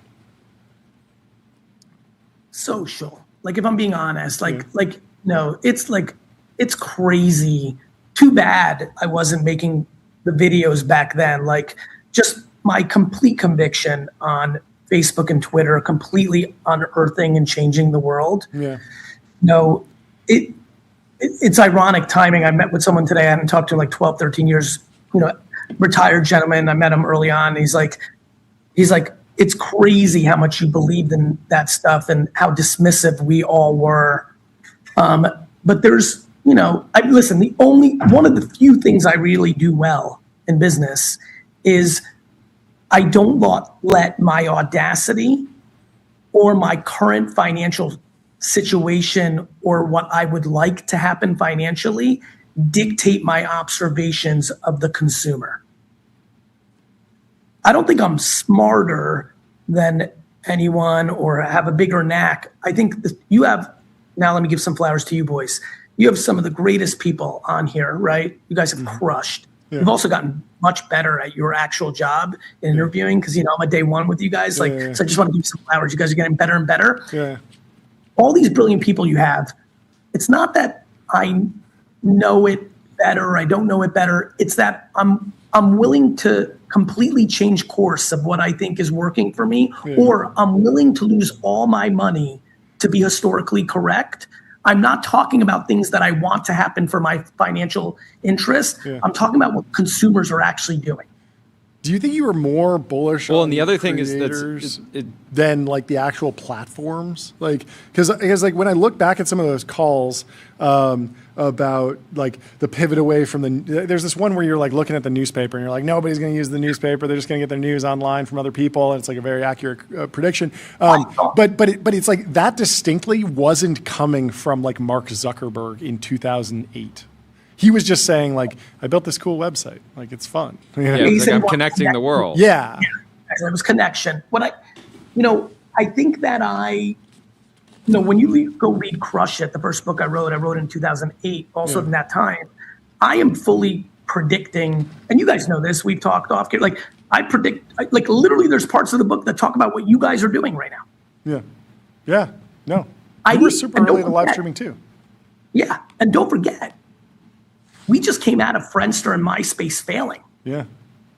So my thesis wasn't necessarily, now look, I thought Mark was generational because I'd spent some time with him and like I ended up being very right about that. And I thought Twitter was incredibly unique. So I was bullish on those platforms, but I was incredibly agnostic. To your point, I was, whether it was called Facebook or Twitter or the many things that failed along the way, Social Cam, Peach, Vine, like LinkedIn or YouTube or Twitch or TikTok, it didn't matter.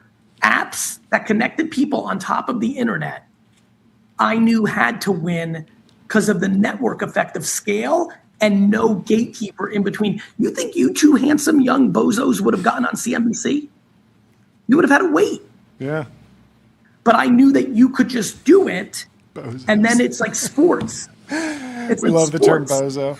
It's like one of our favorite underrated. It's so good because it's like only slightly derogatory, but it's like totally not a bad word. I do identify as a bit of a It's a great word. It's a great word. You know, you guys have become very influential, and definitely the people watching are very influential. Can we all collectively put our hands in the pot and all bring bozo back? It would be really enjoyable. It's bozo time.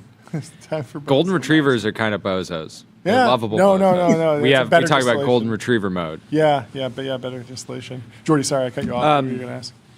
Well, yeah, I think what was interesting about your call is you were bullish on the platforms, but the take wasn't just you should invest in Facebook. It was like you should just put stuff out every single day, and you've been remarkably consistent with that. Yeah. Yeah, and it was real for 3 guys like us that could go from zero notoriety to a lot, and literally the most famous people in the world right now, you know, at least a third of them are either streamers or purely on social. They have no television. They have no, you know, theatrical. They have no other platform. Yeah, TV is now coming to them and saying, hey, could we work something out? You clearly have demand for your content. We want to get it on our platform. I started a company a couple of years ago called Vayner Watt. WATT. It's a TV production company, and we are bombarded by the distributors for me to get access to the Stephen Bartlett's or the Hormozis or the Cody Sanchez's or it's all here. And what's crazy is, like, you two, for example, right? There's 900 genres that should be doing what you're doing right now. Yeah, we just talked to some folks who are doing this show for Europe specifically, and there's one that's for car dealers, and there's one for crypto, and there's a whole bunch of different sort of like, and it's not even like we're the first live streamers. Obviously, we just took them. Still, the funny, the craziest thing. No one has done TBPN for the market open. Like you're in New York. Yeah, you're in New York. You start at. I know someone that's working on it. But I think we know a couple people, but the fact that we're 18 months in and no one saw what we're doing, we go live at 11 Pacific, so we're going live at noon. The market has been open, and which is an indication of your laziness. You guys should wake up early. We do wake up early, but we do a team workout. And it's more an indication of our fascination with private markets versus public markets, and like longer term, less quarter by quarter, less day by day market moves, and more 12 to 18 month fundraising cycles for private technology companies. And so I think that my natural interest is in the private markets and the earlier stage technology. So if I was trying to cover the day by day in the market, what oil's doing and how that's affecting, GE and Boeing, I would just be a little bit less sharp than if I'm talking about, private market companies. And honestly, that's what, back to Crush It, back to you guys, back to all of this, what you're already, like the whole theme of this interview, the fact that people that are watching that are deeply sports, like you, TBPN for sports with talent like you guys is ESPN's biggest nightmare. Well, they already sort of have it, right? Isn't Pat McAfee sort of that? Yeah, of course. I mean, but they have to pay him like $60 million a year. They do. And Pat had to be lucky enough of all the serendipity that led to that. There are 913 Pat McAfees, and I mean, and Pat's incredibly charismatic and talented. You guys are as well. But the long tail of knowledgeable or charismatic individuals is quite long. Now, everyone has a different upside, right? Like again, somebody could replicate this exact show. Yeah. And if they're really just much sharper and more entertaining, they will take market share. Like, that's just how it works. Well, the other thing about sports versus business that's interesting is like sports, there's so many people that played sports, whether it's college or professionally, and then they stop being able to play at that level. And they're like, well, what's the best thing I should do? I should just talk about the game that I love. Yeah. Whereas in business, you don't get to a point where you're better at talking about it necessarily than doing it. There's a lot of people that could. So well said. And it's so well said. And there's another thing. I just turned 50, and like literally this morning, like no bullshit, I'm like, am I starting to enter my prime? Like as an operating. That's such a great philosophy. You're just like, I'm having whatever the inverse of a midlife crisis is, that's me. but you know what's funny? Wait, is the generational run just beginning? I love it. But man, I really and it's funny, and I have a funny feeling, especially given the incredible nature of your audience.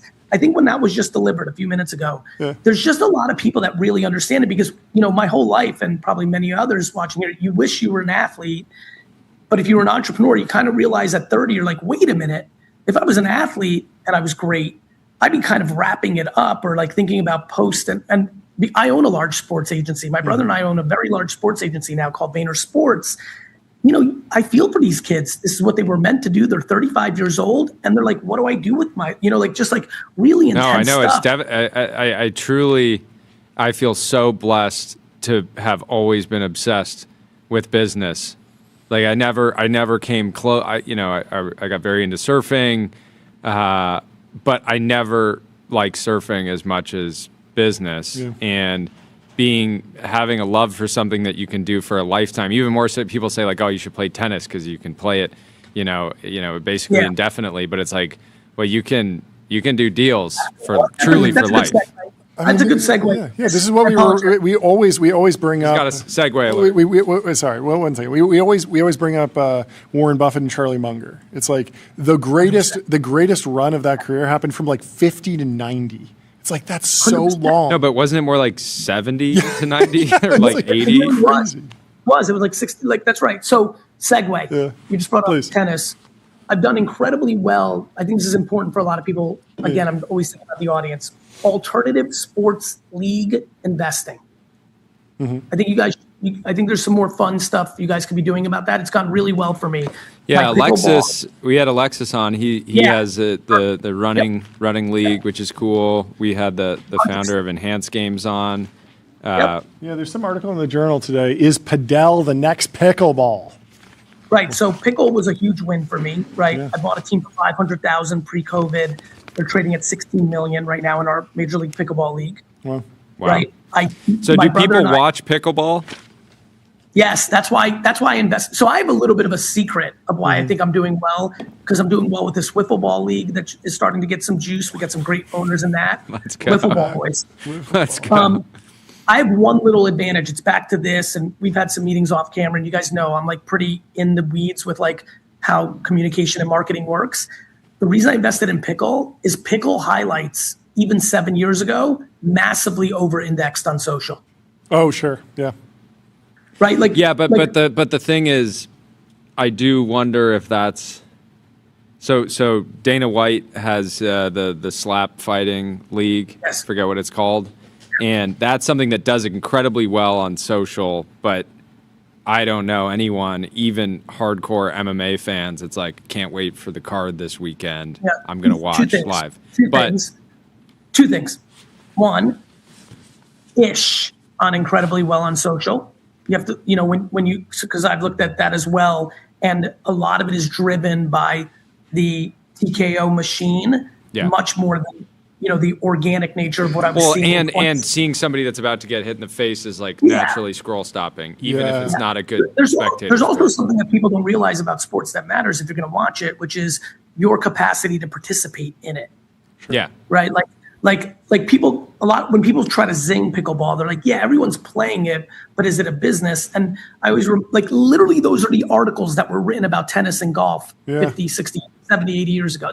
It's funny. By the way, back to your first question, the other thing I do pretty well that I hope other people do, so I'm saying it out loud, is I really use history along with paying attention to people. So for example, the biggest sports in America in the 20s and 30s were horse racing, boxing, and baseball.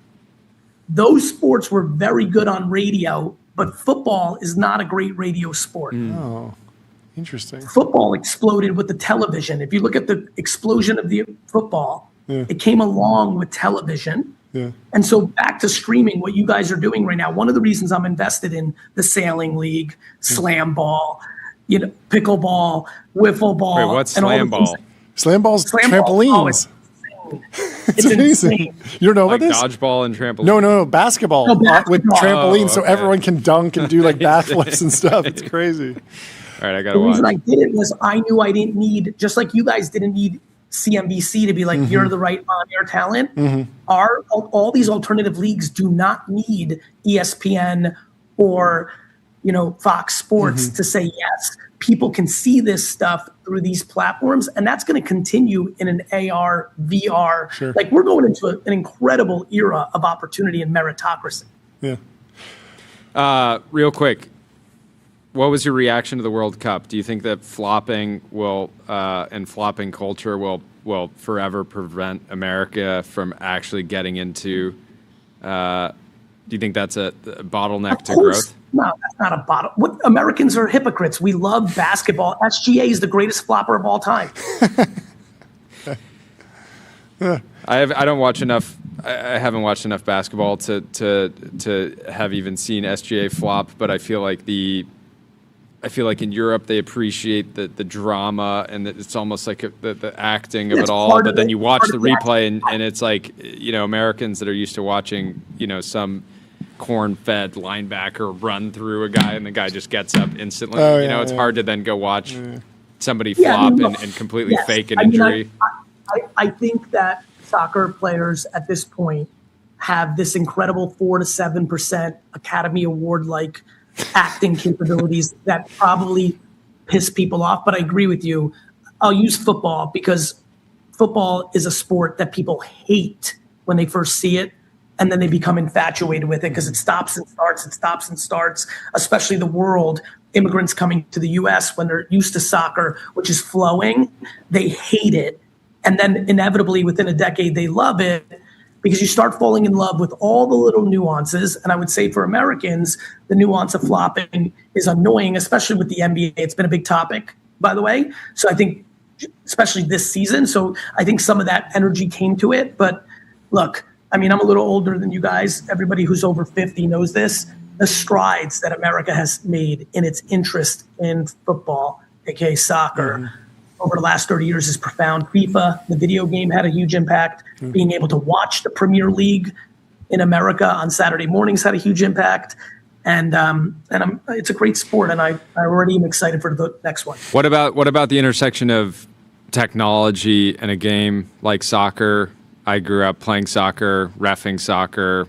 I've reffed. That was like, I would spend my weekends when I was 12. I'd ref like 20 soccer games because they didn't cap it. Like there was no, you can only work 8 hours. It was like, you can ref as many games as you want because there was a shortage. So I'd ref like an insane number of games in a day. And watching the World Cup, and again, I'm a super casual viewer. I hadn't been watching soccer prior to the World Cup, but it was fun to kind of catch up on it. There'd be an offside call, or maybe there wasn't a call, and then they'd run the tape, and they'd figured out that the guy's hand, elbow was slightly over the line, and they'd call it, and they'd take the goal back, and that to me, part of what makes the sport great is there's just players that can finesse a situation and just be right on that line, so a ref couldn't possibly call it, and then to have a machine being like, no, you can't. You could beat the ref, but not the machine. I think of this like marketing. I'll make this valuable to the audience who does not like sports. This is slam ball, by the way. I thought those were the Chinese robots first.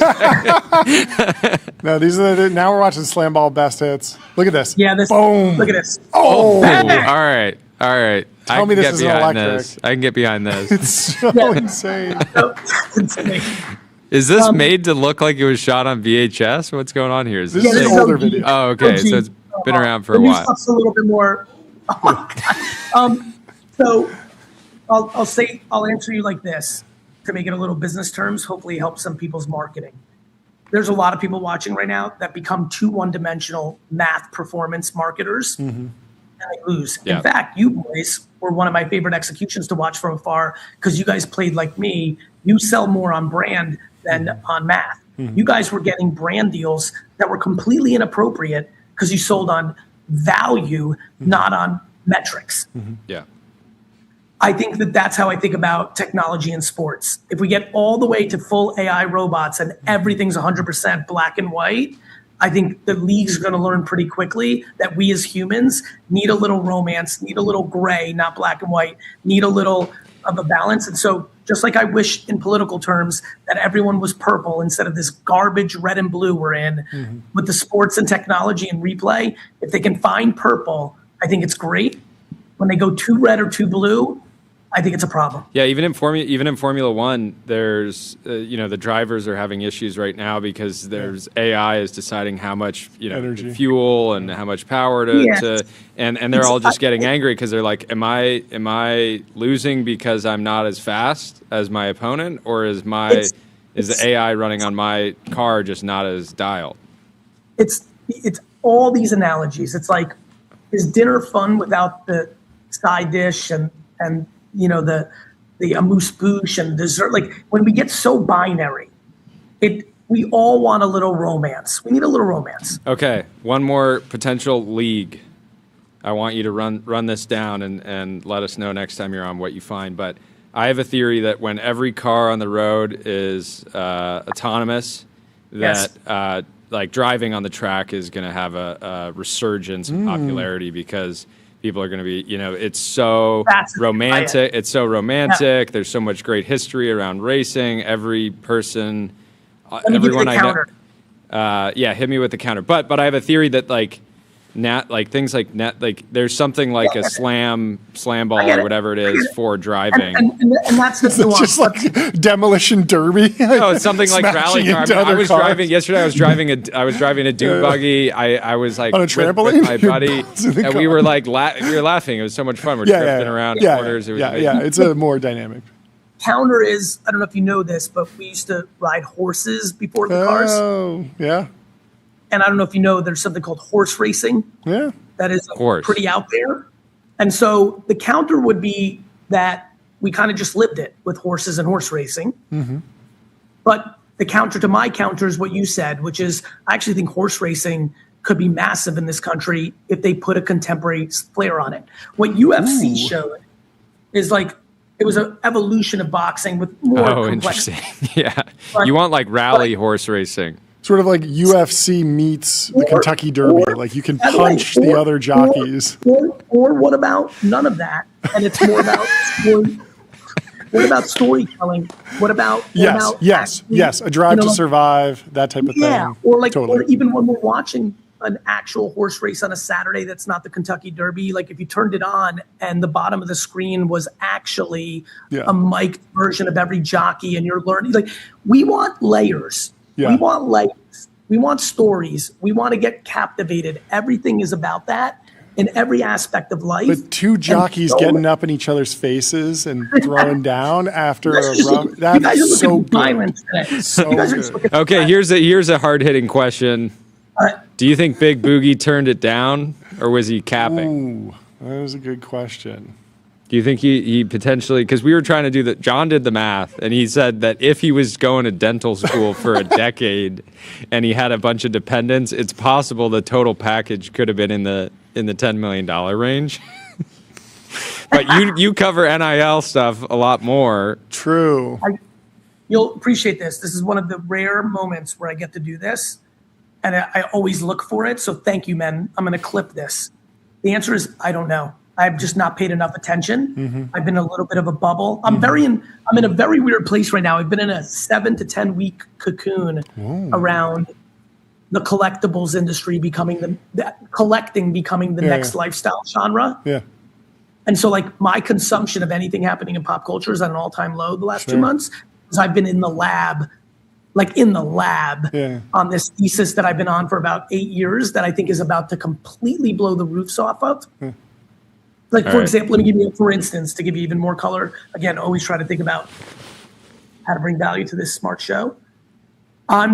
We've started at VaynerMedia a collectibles marketing division, just like Coca-Cola started a sports marketing division when the Olympics were getting important as a driver to consumption. I believe in 10 years, every Fortune 500 consumable product, apparel, CPG, will have a collectibles marketing strategy. I don't know if you guys saw lines around the door at Popeye's Chicken for the One Piece collectible, people flooding to a Dodgers game to get the One Piece collectible. I think that in differentiation in an AEO, GEO, agentic commerce world, differentiation around collectibles and community to get people to stop their normal pattern of what they're just reordering because they want to buy a deodorant that has a collectible of their favorite. I just see collectibles eating up because of what it means for community and analog and value and investment. Yeah, and AI creates is going to continue to create insane abundance. Like one example is everyone can have a SaaS product now. You can make it. Everyone will. Everyone will. What's the chain? Everyone who wants to. Go ahead, brother. What's the chain from people are playing a sport, is it watchable, then it becomes a sport with teams professional. You identified some of the translation effects like, is anybody going to watch golf? Sure, a lot of people play it, but will people watch it? Obviously, the answer was yes, and that was true for football before there was a league and there was TV and the Super Bowl, right? People were just playing it. By the way, just for fun, because I'm just nerding out. Please. Like everyone said, there would never be a professional football league. That football was always going to be college. Yep. Notre Dame, the 20s, the 30s. Like smart people that come on this one is shit. Like those people back in the 40s and 50s were like, there will never be professional football. Yes.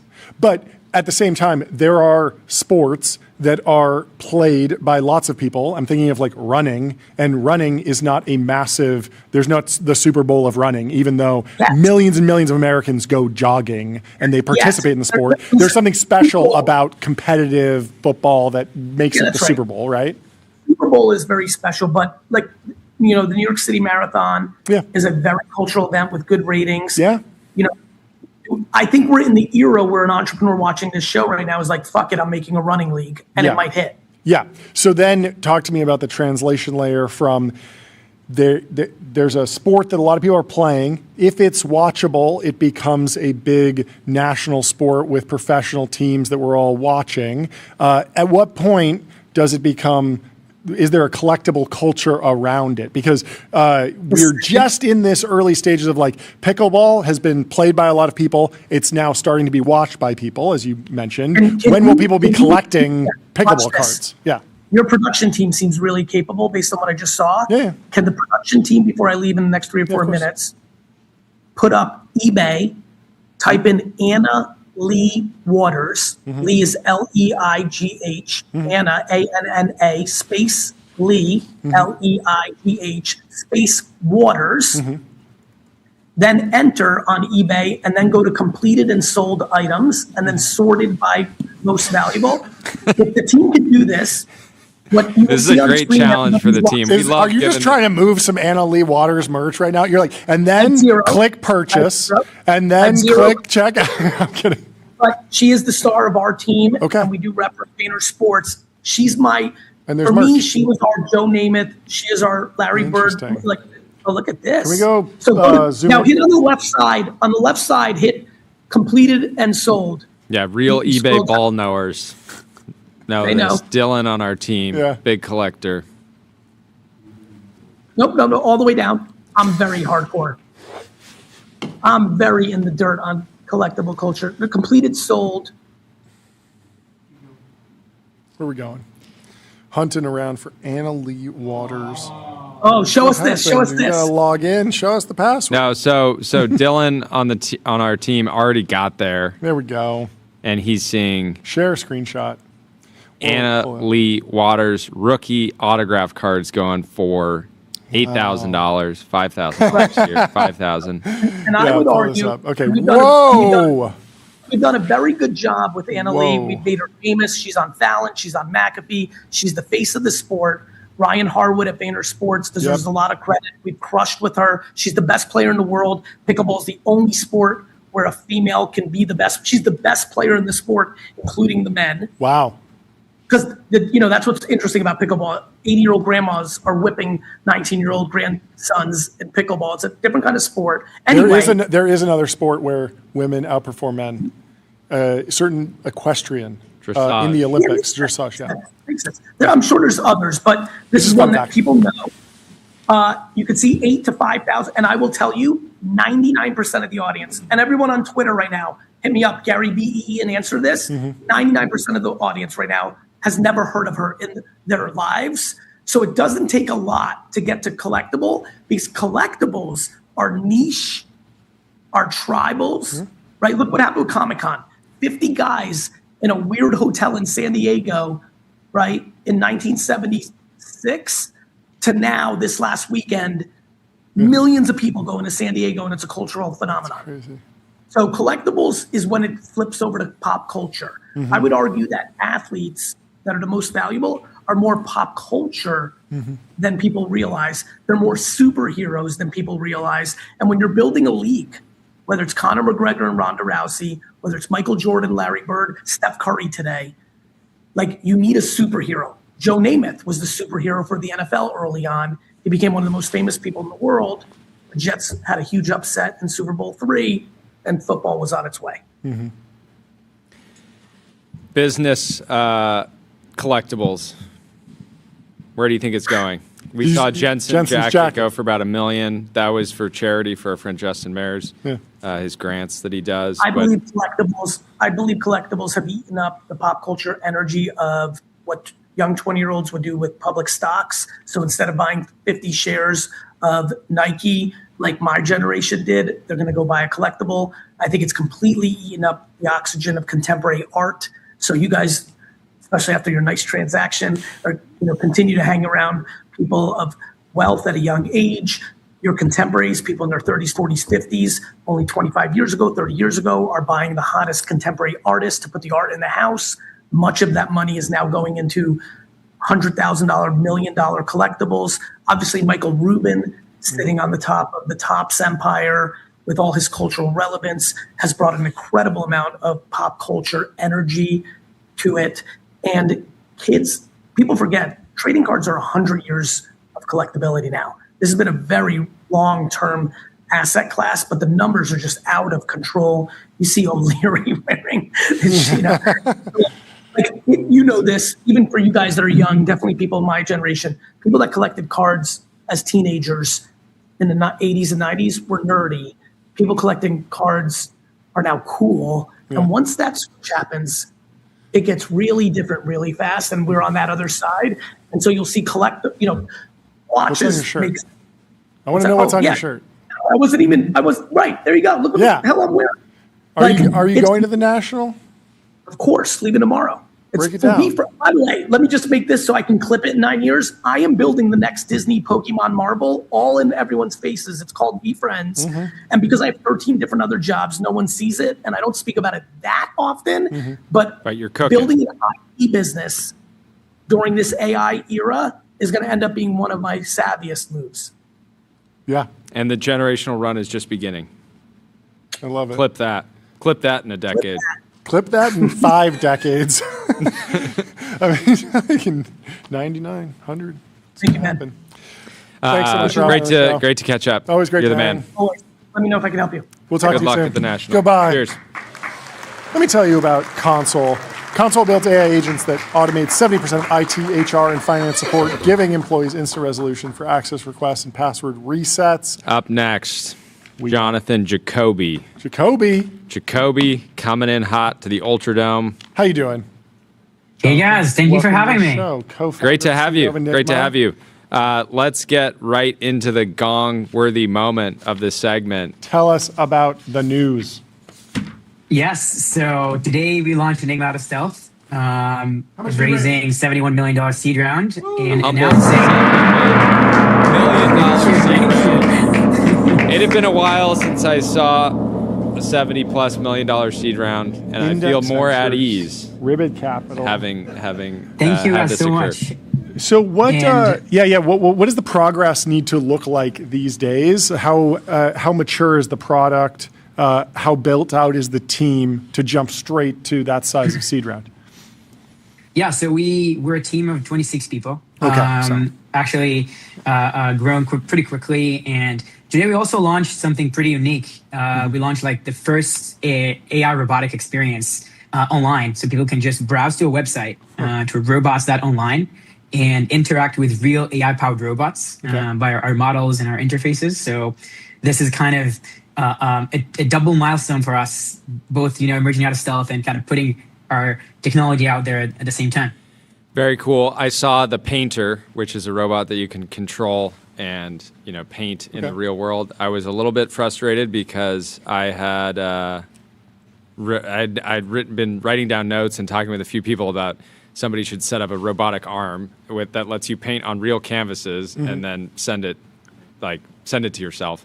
But you're effectively doing that. So you beat me to the punch. Yeah, so where does the AI start? Where does the teleoperation end? Because I believe there's been demos of, deterministic robot, like remote control, even like a remote controlled camera that you can pan, tilt, and zoom. That's existed for a long time.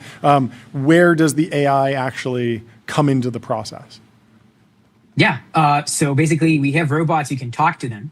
So basically, the idea is we put out different interfaces. One, in some of the interfaces, again, as you can see here, you can talk to the robot and ask it things, and the robot just responds to you. We're going to also, throughout the week, we're going to launch more and more different experiences, and we're going to showcase different ways to interact with robots. So our company is a research heavy company that focuses on robotic foundation models. But we also think deeply and care deeply about the experience. We think novel user interfaces are going to be a huge enabler for robotics. So we kind of wanted to put out something that is very wide to learn how people want to interact with robots and take that learning and put it back to the research. So in those experiments you're saying one robot that you can fight with, like a robotic sword fight. Here it is. So one of them is controlled manually, like a teleoperation, and this, which is the user. And there is a robot that is an AI robot that responds to the user, so it actually fights. So this is one way of interaction. Another one is you type to the robot something and you see what it does. So the Painter, you give it an association, it plays like a Pictionary with you. And then after the experience, you can ask it to do some pantomimes. You can imagine the brush is anything, and it can be a wand. It can be like cleaning the as a broomstick, cleaning the floor. So this is where the AI comes in. This is where our foundation models comes into play. And we wanted to showcase both the interfaces and the models. Very cool. What's your opinion on robotics or robotic control coming for free in generalized LLM development? I saw some demos of, I think it was Opus 5 controlling a robotic arm. It seems like a lot of these models, they don't always need to be trained for something specific, and then you wind up just getting some particular functionality for free, or it's like a quick RL step on top of what the Frontier Labs are already doing. Is that relevant to your roadmap, or do you think there's a convergence, or do you think you'll go off and carve out a specific niche in robotics? I mean, obviously it's a huge category, but how does that all fit together? It is a huge category, that's true. Yeah.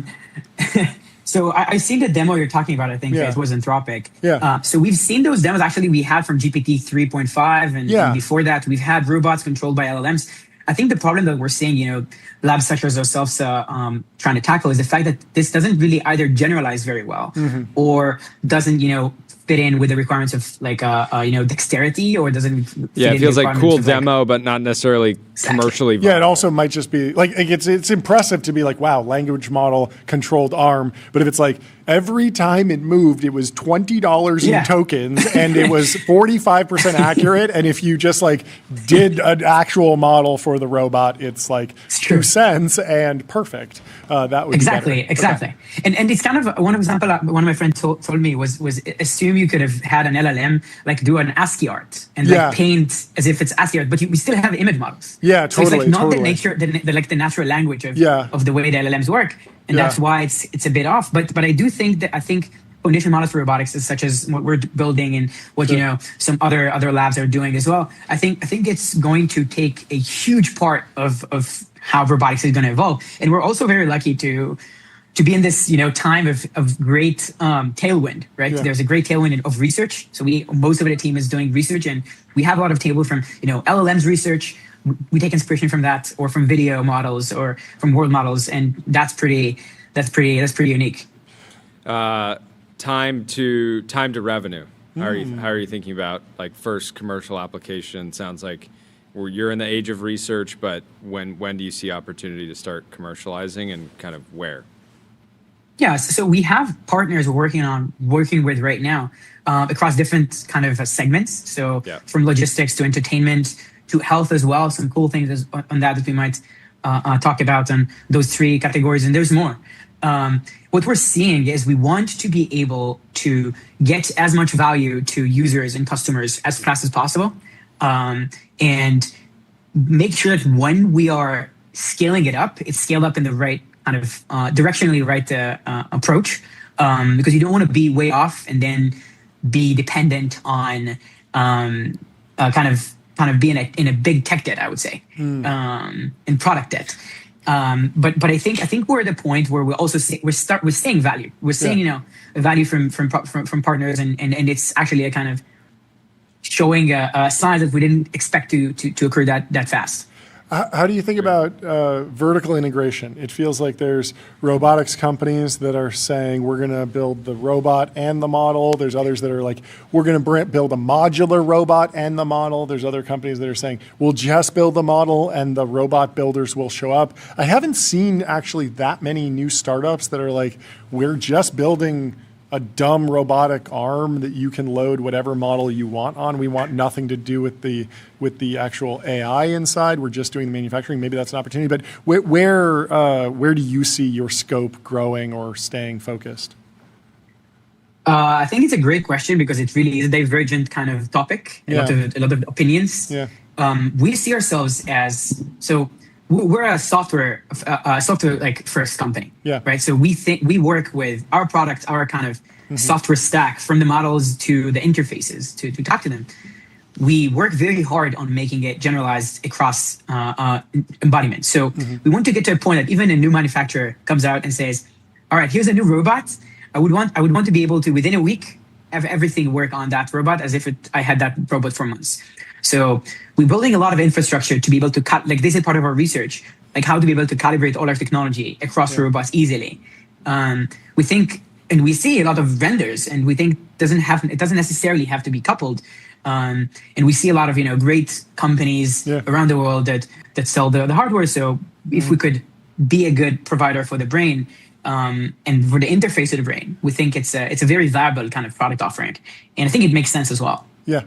Yeah, that's cool. I mean, obviously there are a ton of robotic production or supplier companies. There aren't enough startups in that world. I feel like we need like, I'm a direct competitor to KUKA or something, and I'll make a big robotic arm and I'll make it cheaper or whatever. I'm sure there are out there. We'll probably talk. What were you doing before you go? What were you doing before this? So I worked at a company. I worked at a company acquired by Wiz, and then we got acquired by Google. Oh, cool! Congrats. That's awesome. And actually, me and Asaf, the CEO of Wiz, we go way back. When I was 17, he was running Microsoft in Israel, and he brought me to join Microsoft. Cool. And so we have a long history. So I joined Wiz, and yeah, I think the era right now. Long story short, generational run. Amazing. Well, thank you so much for coming on the show, breaking it down. Congratulations on coming out of stealth. Great demo. Thank you. Massive very seed cool round. way to launch. Huge. And we'll talk to you soon, hopefully. I'm sure we will. Thank you very much. Goodbye. Let me tell you about MongoDB. What's the only thing faster than the AI market? Your business on MongoDB. Don't just build AI, own the data platform that powers it. Up next, we have Dean Meyer from Sequoia Capital here to talk about America's open model paradox. I love a good paradox. Also, fun fact, I heard somebody debunking Jevons paradox. It's not a paradox. It's just an effect. It's just an economic effect. Is it a real paradox? Break down America's open model paradox. Feel free to give a little bit of an introduction. What's up, guys? But how you doing? What's up? I'm good. Can you guys hear me? Oh yeah, we can hear you. I can hear you. Let's go. We can hear you. What's up, guys? Great to be on the show. Thanks for having me. Look, myself and my partner Konstantin at Sequoia, we've been riffing on sovereign AI for a while. Yeah. And I think kind of, we wrote this post that went a little viral, and kind of the core concept was, US is creating this frontier capability that kind of gets leaked into Chinese weight models. Mm-hmm. And then you have the entirety of the American kind of builder ecosystem, which is neolabs, companies that are somewhat dependent on these Chinese models. Mm-hmm. And so, today there's like, if you're an American lab, and you can legally learn from a Chinese model, but you can't learn from a kind of frontier US model, which is what they're doing, then the question is, how do we build kind of the legal path almost for this direct route, as opposed to just having this dependence on Chinese software models? And so we kind of address that and share a few ideas, which I'm happy to talk about, but that's kind of like the overall thing. Yeah, I mean, there's so much news about this particular topic. The essay was written at the perfect time. Just before Kimi K3, man. It was good timing. We had no intel. But I mean, were you a believer in just the fact that the open source market generally lags the frontier by 6 months, and that's not changing? Because there was this graph that was going around for a while that was showing that maybe the closed source was scaling on a slightly steeper curve than open source, and this was driving sort of a couple months ago when we were in between open source releases. Yes. People were starting to say, oh, maybe they will plateau because the training cost will be so high that you'll have sort of like what happened at Meta. That will just happen in China, because China will just say, yeah, like if we're going to spend $1 billion on this training run, it's not worth it to open source it. But it feels like they found an economic model that makes sense. Kimi's license is out today, and they're going to take a portion of revenue if you're really selling a lot of Kimi tokens. And so was this built on an idea that the open source and closed source frontiers would always be on basically the same track? Yeah, well, I think look, that is the question. Yeah. And so look, our view is, I mean, first of all, like the gap is closed a lot, and so kind of the key conversation online over the past week was, is distillation the reason for this, or is there some other kind of mysterious reason? And the truth is, like, there are two camps. Like everything, people are kind of extremists in when there's conversation. There's a group that are like, hey, distillation does nothing, and there's a group that's like, distillation everything. The truth is, from the conversations we've had, it's somewhere in the middle, right? Like whether it's 20%, 30, 40, it doesn't really matter as much. It is meaningful, that we know. We know from the labs, there's tens of millions of queries through these like large scale proxy distillation accounts. We also know, on the other hand, if you speak to anyone who's like leading in synthetic data gen on pre or post training at the labs, like they will tell you, even if you do like hardcore KYC and then like, let's say you get access to these kind of like, you don't have all the traces, you don't have kind of, like the chain of thought, there's a lot of RL that happens, right? And you just get the output. Like, let's assume you just get an output from a query or a prompt. It is still extremely valuable. Like that is 100% true. And so we know distillation is real. And then the question becomes, well, if distillation is real, how do we address the asymmetry that exists between, if you're a Western, US company or, just a Western company, you're not going to like go and set up, 35,000 proxy accounts with like different IPs around the world and go into Anthropic for the fear of being sued and being called out and even being shutting off access. And so there is the structural asymmetry. And I think it's something we have to think about. So you have to create the meme of token maxing. Yeah, go ahead.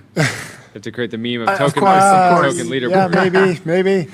Do you think that Anthropic or anyone else, let's just say a closed source frontier lab in America, if they believe that they've been distilled by an international company, should they just sue, even if there's no way that on any reasonable time scale that they're going to win a settlement or block anything? Would it just throw down the gauntlet to say, we're willing to put this into the official record under threat of perjury, that we believe this is what happened, and there's like a signed affidavit of their belief that there is wrongdoing?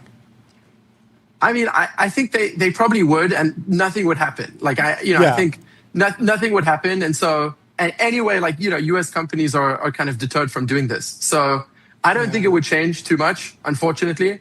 It would be very symbolic. I think it would be I agree with you. I don't think anything would change from the actual lawsuit. It would cost some amount of money to file this lawsuit, but at least they would have something to point to of like, hey, look, we tried to go through the traditional path, and you were able to follow along. You were able to look at our evidence, which was entered into the public record, and the CEO of the lab that we're accusing of distilling us didn't show up to court or whatever. Whatever the process is, the process can begin. Maybe this is like a day away. Maybe this the lawsuit drops tomorrow. Who knows? But what about, it seems like that's the next logical step, because right now there's a lot of pushback against, like, hey, why do you have a problem with this? And they say, oh, maybe it's distilled. Well, that's the next step. Maybe, I don't know. Yeah. So Kimi came out with their license this morning, and they in the license it says if you're just hosting this yourself for your own use cases, that's fine. Yeah. It's free. But if you're effectively reselling it as a neocloud, you have to give us a revenue share. I can't imagine that Washington is going to tolerate that. Just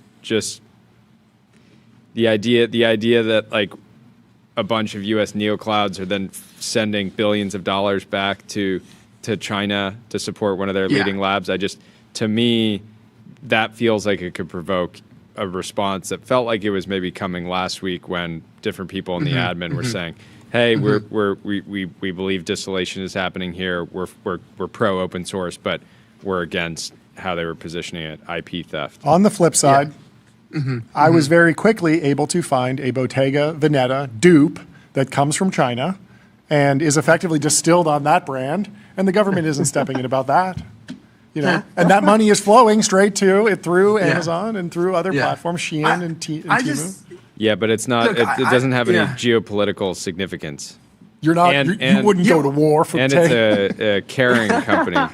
Yeah, no, that's true. That's true. Anyway, sorry. I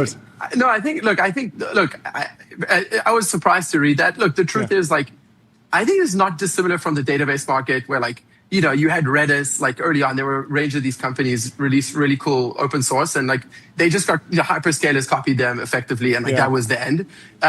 It's impossible to enforce. I don't think that will work for the Chinese. But look, the broader question here is like there are two major risks with like depending on a Chinese Chinese open source ecosystem. The first one is the dependency risk. Like the framing we have is, in some sense, it's the core we always say we're only as good as our next investment, which we actually believe. And I think in some sense, the analogy is like you're only as good as your next model. And so as long as you're dependent on the Chinese to give you the next like hit of the thing, you're kind of in a bit of a weird position where you have this dependency. And then the other thing that I don't think people are kind of well calibrated on is just the risk of backdoors. And I'm not saying, like, just to be clear, I'm not saying that all Chinese open weight labs are backdooring models. But the truth is, we know for sure, and there's like a lot of research on this, both from the labs and outside the labs in academia. It is like an NP hard problem to know if there is a backdoor in a model. That we know. So it's impossible to verify. And on top of that, there's like a ton of crazy evidence that shows you can like time pull a model, which basically, one way of saying is like a model, you could do all the evals you want. And suddenly, like, it gets a certain input, and the model literally changes behavior. We'll start like exfiltrating data and doing some crazy stuff. And like this stuff's real. Like this is not science fiction. We know. And so, kind of the analogy I would give you guys is like, I think the state of AI security today is like very similar to that of early days of the internet, when like in 2001, like Wi-Fi was like. Wi-Fi encryption was effectively broken, like publicly broken, and still like no one did anything. And I don't even think we're at that moment yet. And it's gonna get really bad if we like one don't better understand how to secure these things, and two like build our own kind of independent ecosystem. And so those would be like some thoughts as well. There's so much more we could go into here. We got to have you back on the show and talk more because like there's so much going on. But thank you for writing the essay. We'll let the audience go and read the full piece. Great to have you on and come back soon. I'm looking forward to the next one because it feels like the conversation has already advanced so many different directions. We didn't even get into the politics of anyone having a cyber weapon in their pocket. There's all these different scenarios to play out beyond what you just mentioned, which are a bunch of other considerations. So it's It's a fun one to 100%. noodle on. Would love to talk Guys, to you thank you again so soon. much. Yeah. This was awesome. Great to have you on. Have a Appreciate it. good We'll rest speak of your soon. day. Great to hang. Talk to Cheers. you later. Bye. Let me tell you about Public. Investing for those who take it seriously. They got stocks, options, bonds, crypto, treasuries, and more with great customer service. Our next guest is Brent Franson from Death Clock. He's the founder and CEO. Welcome to the show, Brent. How you doing? I'm well. Thanks for having me. Please introduce yourself and the company. Tell us a little bit about Death Clock. Yeah, so we trained an AI on 1,200 longevity studies to predict how long you're going to live originally. And then the model was predicting the exact day you would die. And so we started sharing that, and people people either love it or hate it. They want to see the exact day they'll die. But more importantly, the model builds a plan, to live longer. It's not just about when you're going to die. Is this a nod to Metalocalypse from Adult Swim? No, it's not. Although that's one of the most common questions, the most common responses on social about Metalocalypse. Yeah. And then just about like religious, only God can tell you when you're going to die. Yeah. Is this rage bait? Are you intentionally framing this? Because you could have called it like the longevity optimizer, but Death Clock. I don't think they would have gotten nearly as many users. I agree, but what are your opinions about? I mean, I've literally lived this as well, so I'm not actually saying that this is bad or anything, but I'm just wondering about how conscious the decision is to use a word like death, because liquid death, same thing, where it's this aggressive name, it draws an attention. What are your thoughts on that as like an attention mechanism? Yeah, I mean, I think there's a stoic component to it. And so I do think that there is some good reason to be honest with ourselves about the fact that we're going to die. Sure. But the real answer is, distribution really matters. Yeah. It's hard to make noise. And so we want it to be really provocative. So our goal is very much, the Howard Stern ilk of, look, love us or hate us, just don't be apathetic about what we're doing. No, I think it's a good strategy for the modern era. Talk about the new launch. You launched free nationwide blood testing. Sounds good, too good to be true. What's the catch? Yeah, it's not. People are really concerned about their data, and I get it. We don't do anything with the data. We don't share or sell the data. But I think what's happened is we have a lot of these blood testing companies that do all of this kitchen sink blood testing, and they charge you a lot of money. Yeah. And the reality is blood testing's commoditized. LabCorp and Quest have existed for a long time. Sure. These tests are not that expensive. Mm-hmm. And the set of tests that you really need to understand heart health, metabolic health, inflammation, those are pretty inexpensive tests. And so from an acquisition perspective, for us, it made sense to say, look, let's give away a test. You can get a sense of the platform and how good the plan that it generates for you is. And then we think you'll do more testing and you'll go deeper and you'll convert to premium. But, giving away a basic test, it's in the tens of dollars. This stuff is not as expensive as people think. Okay. And how many biomarkers does the free test give you? The free test gives you about 50, but this whole number of biomarkers thing, it's the wrong way to think about this kind of testing. And so I think we've gotten into this place where we think, okay, 150 biomarkers is better than 50 biomarkers. Mm-hmm. And that's not necessarily true. I mean, when you run these blood tests, they've got about a 95% accuracy rate. So when you start just testing for everything, even asymptomatically, you're cranking up the odds of a false positive that you've got to go chase down with your doc. And then you're in some diagnostic process that actually carries some risk. Yeah. And so it's 50. You can do all of that testing with us, but it's more about getting the right tests. I mean, really understanding the right things about your heart health, your metabolic health, making sure you're doing the right cancer screens, yeah, et there's cetera. probably So I wouldn't get too caught up. There's like a power law in efficacy of biomarkers, and there's also probably a lot of correlation between some of those longer tail biomarkers. Okay, so someone comes in, technically you're having to fork over tens of dollars to get them a free test, and you're betting that some meaningful percentage of them will be like, this service is cool, I'll stick around and access other services. So it sounds like as close as possible to a free lunch, which I like.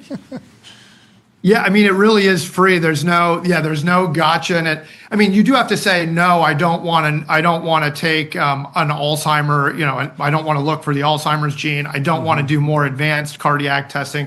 All of those things require you to upgrade. But I think the future is one in which we're kind of acting as our own personal doctors. We've got an AI that's got all of our health data, and then we order the tests very surgically that we need at the times that we need them. We're not just kitchen sink doing 15 vials, every six months. Like, okay, I should go look at my liver health because of a medication I'm taking. And you shouldn't need a doctor to do all of that. And so that's what we're trying to make available mass market. We're not going to be the high end solution. What legally can only a doctor do these days? Well, medications, cancer screens, but I mean, blood testing. So there is a blood doctor testing. I mean, obviously, blood testing happens with labs, so those are licensed. But then, in terms of the interpretation of the tests, that can sort of be democratized with AI and individual like self-serve products. Yeah, I mean, we have to disclaim that we are, we're not a doctor, and you need to speak to your doctor about any of these results. But there are, the barriers are coming down in lab testing. I mean, so every lab order that goes through Death Clock, it has a doctor's name on it. Like it goes through an approval process, but it's very fast, and you don't need to speak directly to the doctor because there's really no risk for most of these tests. What were you doing before this? I was the CEO of a company called Euclid Analytics, a benchmark and NEA-backed business that was acquired by WeWork about 6 months before WeWork imploded. It was a crazy, crazy ride. That's wild. Well, I'm so curious what Adam Newman had in store. We Health, maybe? Oh yeah. I don't know. He was a crazy charismatic guy. He was one of those guys. He's still alive, by the way. Yeah, well, yes, he still is. Like he's dead.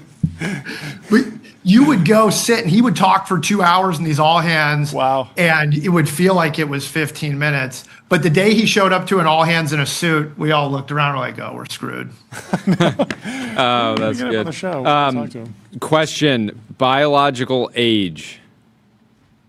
How should consumers read into it?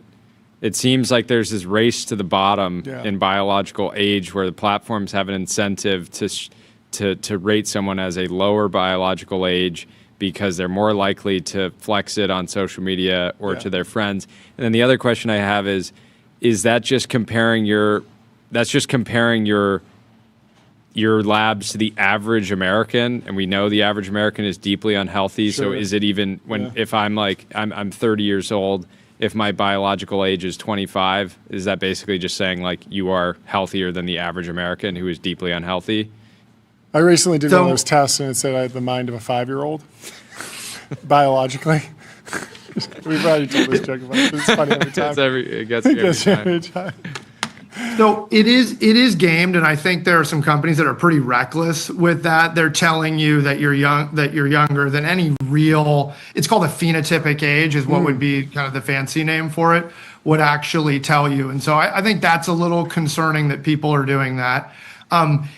Where it comes from, there's a researcher at Yale who produced the most valid calculation of biological age, and it takes 9 biomarkers, and it's a little bit fancier than just comparing you to average, but I think that's directionally right. And so I wouldn't put too much stock in biological age. I would take very seriously heart health markers, metabolic markers, inflammatory markers. And these are the basics. It's like know what your LDL is, know what your hemoglobin A1C is, know what your hs-CRP is, C-reactive protein is going to give you a sense of inflammation. And if you're paying attention to those things, you're going to do way more than, caring too much about a biological age. What's your date?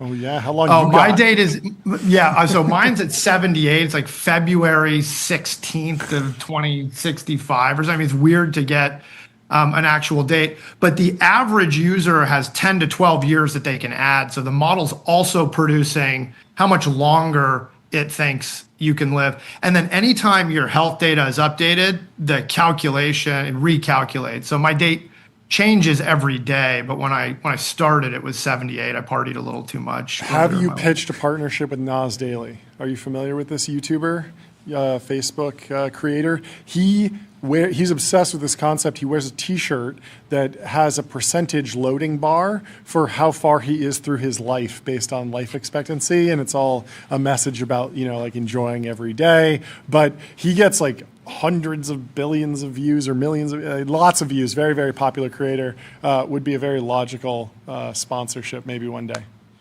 Yeah, we should talk to them. I mean, I think the reality is like we're all going to die, and we're going to just be not me, built different, but continue. We are all going to die, no matter what people are going to tell you. And there are things you can do to live longer, but.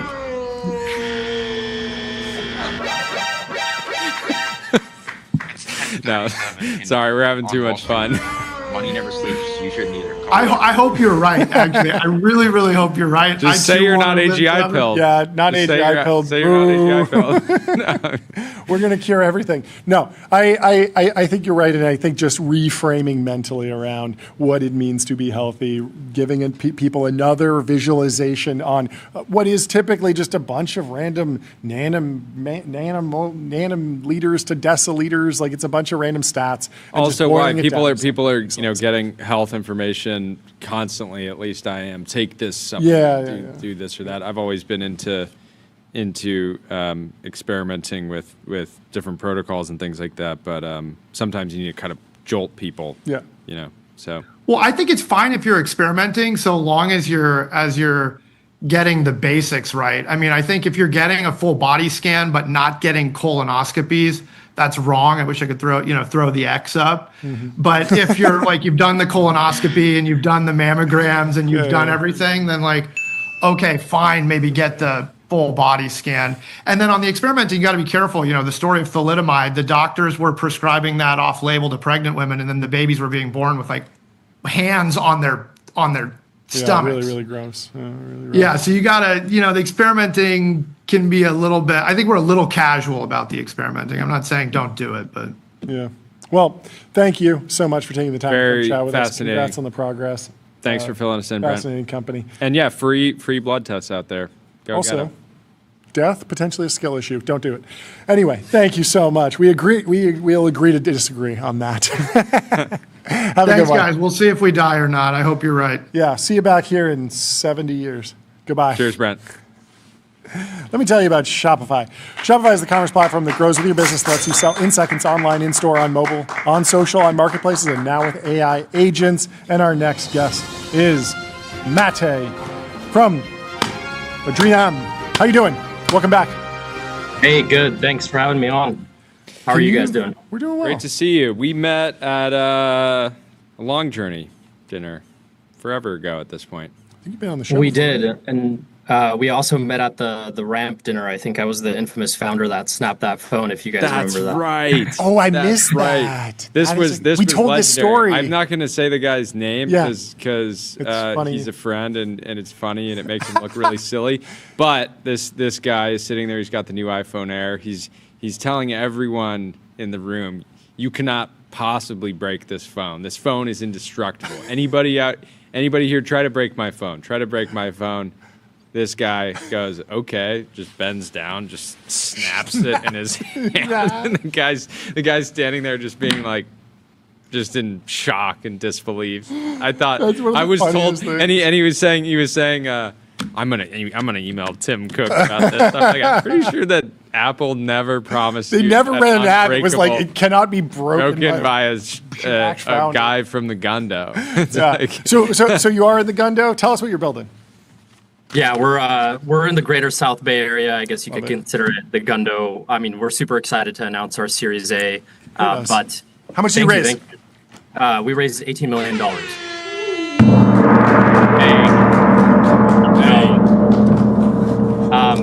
Andrenim builds scalable sensing infrastructure for undersea domain awareness. So think about like Hunt for Red October, finding submarines, unmanned underwater vehicles, semi-submersibles, and so on. So distributed sonar systems. I'm going to maybe put it too plainly, but we don't really know much of what's going on out in the maritime domain. Is that correct? Yeah, I mean, the maritime domain is getting more and more contested, like daily, right? I think we have a good understanding of what happens on the surface of the oceans. There's cameras, surface boats, but everything's kind of shifting into the undersea quite quickly. You know, it's one of the most unexploited gaps that we have. And a lot of near-peer adversaries and terrorist organizations and so on and so forth are starting to move under the waves. So like this entire push of, you know, the US, for example, funding unmanned underwater vehicles, our adversaries are doing the same thing. And so the big question is like, how do we find those things intelligently, quickly, give ourselves awareness of what happens around, you know, various parts of the ocean, as well as like our strategic bases and so on. Makes a lot of sense. Talk about traction since the last time we chatted. What kind of progress have you guys made? Obviously, the new funding. I'm sure you have some great momentum, but what have you been actually executing on? Oh my goodness, so many things. So I think from the hardware and software side, like, I mean, we've gone through 3 generations of hardware since we last talked. We've been moving at breakneck speeds here at Andrenum. We fielded it across like numerous exercises. Most recently, we just got back from a 3.5-week deployment with UUV Group up in Keyport, Washington. So they're all the guys that run and like dictate how unmanned underwater vehicles run. So we were up there alongside with a few other folks. No mission ending failures for a 3.5-week deployment.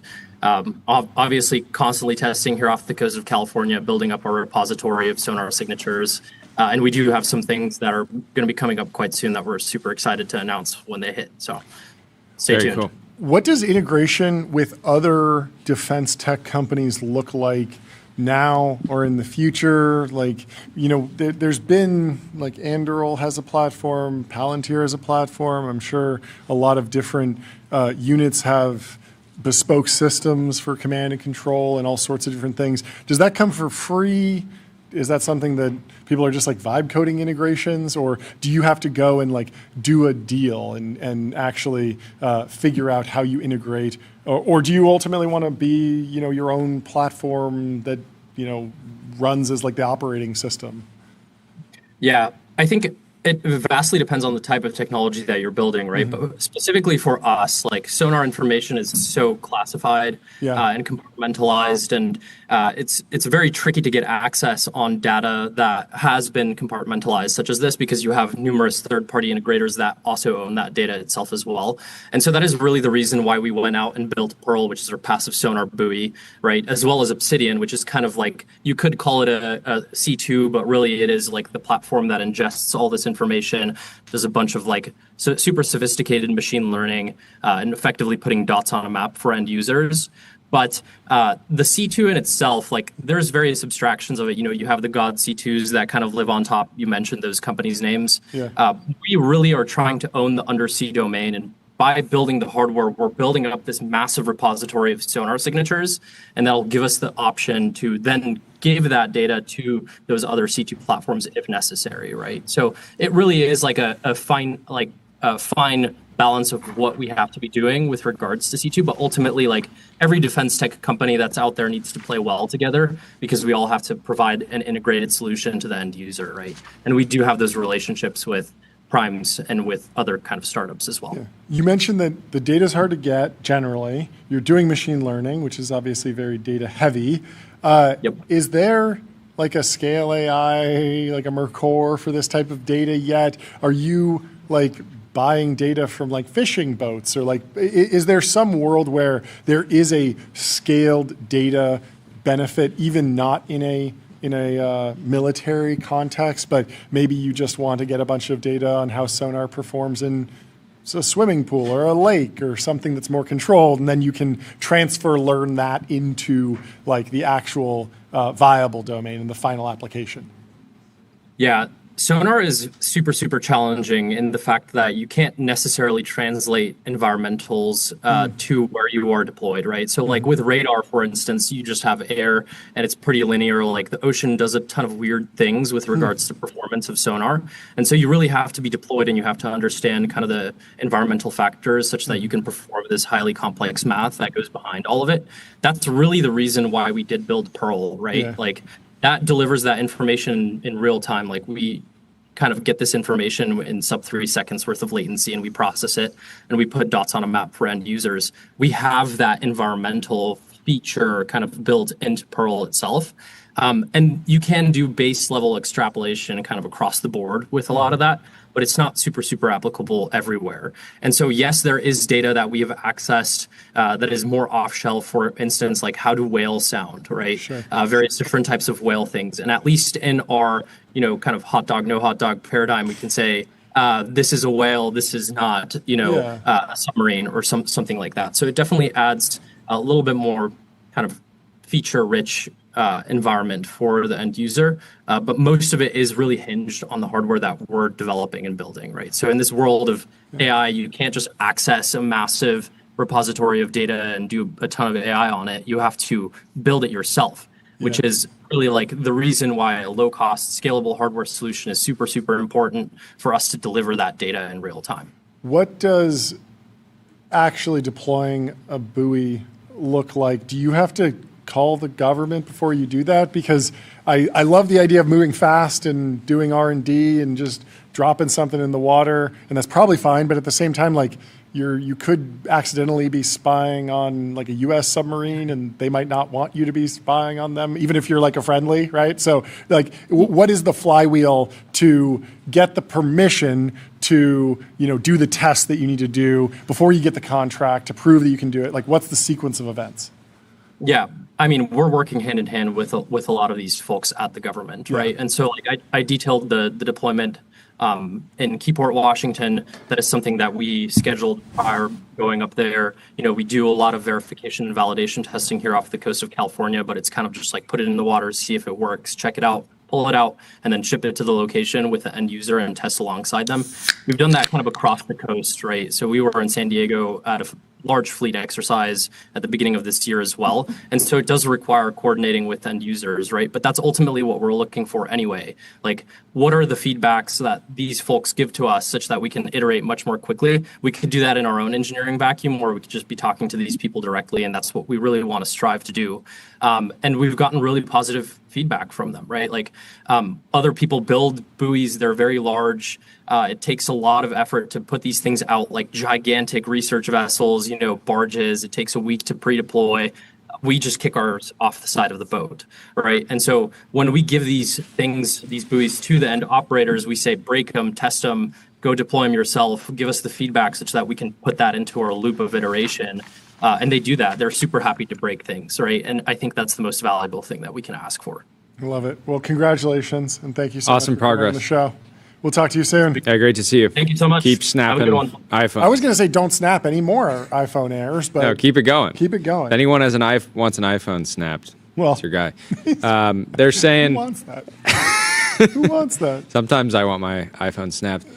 Diego said John needs someone to clear his desk of Diet Coke every 20 minutes. Can I get a recycling bin over here? You're only on your third. Yeah, this is a typical day for you. It's an important day. We have Justin from Nvidia, is the VP of Enterprise AI, here to talk about Nvidia launching the Open Source AI Alliance. Justin, thank you so much for taking the time to come talk to us. Yeah, thanks for having us. So can you start by giving, I mean, we discussed the letter. I think a lot of people have read it, but what is your elevator pitch for the Open Secure AI Alliance, the letter, how they interact, like the overall project here, the goals? Yeah, I think, let's just say there's been this moment in the industry, especially with this incident that happened at Hugging Face, where there's just this collective awareness across all the industry leaders that, doing a lot of the work in cybersecurity out in the open, where we can look at open models, open harnesses, open safety evaluations as an industry is going to give basically the broadest collective defense of our organization. So that's why we put the letter out there. That's why all these companies are kind of rushing in to talk about sort of the importance of this initiative. It seems like it's going extremely well. I totaled it up. I think $18 trillion of market cap has signed on across something like 35 companies and more. I'm interested in are there any other outcomes, or is this purely just avoiding a bad outcome? Because the whole framing is basically don't ban, don't do something. It's don't take an action here, allow the status quo to continue. Is that the correct formulation of the proposal? Well, I think it's a recognition that you always want to give the defenders of enterprises across really critical industries, financial services, energy, telecommunications, an asymmetric advantage to protect their infrastructure.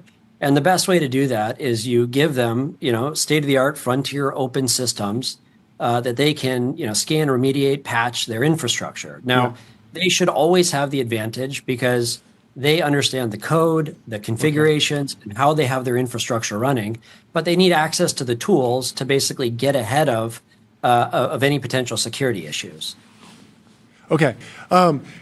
I guess like the steelman of the other side is that this isn't an asymmetric advantage to the organizations that you described. It's actually a perfectly symmetric advantage. The attackers will also have frontier open source, like great open source tools, and if we allow open source to proliferate, at least it will be balanced. But can you explain a little bit more about where the asymmetry on the defender side comes? Because that sounds amazing. We want the defenders to win, but it feels like if everyone's using the same tools, it's actually just a level playing field, and this could just be a battle. Could still win, could be fine, but what's driving the asymmetry? Yeah, you got to remember when you're running a service and you have terms of service, like who's accessing that service. Yeah. And there, you're putting additional guardrails on there on safe use. You can also, if people start to misuse the service, you can quickly patch guardrails and basically ensure that people are using the service appropriately. So that in and of itself should give the defensive teams the ability to run, I'd say, these better capabilities to clean up their infrastructure, patch their infrastructure, and then service providers that are hosting any of the models, should run them with appropriate guardrails. How do you think the equilibrium plays out if sort of, the companies big companies get access to advanced open source models, so they're patching their systems, they're doing stuff, but there's still a lot of attackers out there, and there's this weird scenario that people have been talking about where a small business that might have a credit card stored here or some piece of personally identifiable information stored in a less secure system, now they're responsible for spinning up an open source cybersecurity defense system. Like, what's the equilibrium that keeps the long tail of organizations secure? Yeah, you've got to still pair, openness with strong safeguards, like rules on malicious use, laws that prevent against malicious use, and then obviously rapid remediation of anything that that's going on. And that the conversation around open models is no different than the conversation around, I think open software. And you think of open software, whether it's Linux or Kubernetes or PyTorch, that open software, built the foundation of our economy. 80% of our digital economy is powered by open source. And I'll say good stewards of open source software can sort of debate open standards in an open way. They can look at evaluations. They can look at patching and remediation, and they can work collectively for the defense of the U.S. economy. And I think we got to look at models the same way. As soon as models are out there in the I'll call the public domain, you can fork them, you can patch them, and you can remediate any issues that cybersecurity people find in those models. And so the goal of this organization is to have those conversations out in the public. I think it's it's an important conversation for all of us to have, but we want to make sure again that you have I'll say a diverse set of tools at your disposal as a cybersecurity defender, so that if a model refuses to do the work that you needed to do, you have other options to continue to defend your organization. Who do you think will step into the role of model evaluator or model tester? Because we were just talking with Dean Meyer from Sequoia Capital, and he was illustrating a possible scenario where there's a backdoor in a model or some nefarious thing sort of hidden below the surface. So the model still tests well on benchmarks, you deploy it, and then over time it does something nefarious. It feels feels like, again, that's another big burden to potentially put on a small business. But if there's some sort of American company that steps up and validates and tests, maybe there's an even balance there. How do you see that playing out? Well, I think organizations like Red Hat have done this with open source software, right? Sure. Where they cleared of CVEs, they provide the commercial support to enterprises. I feel like it creates an opportunity for businesses to step in and be able to do the same thing with open models and provide the same commercial patching and support into enterprises. So I think that's a market that will emerge as we go forward.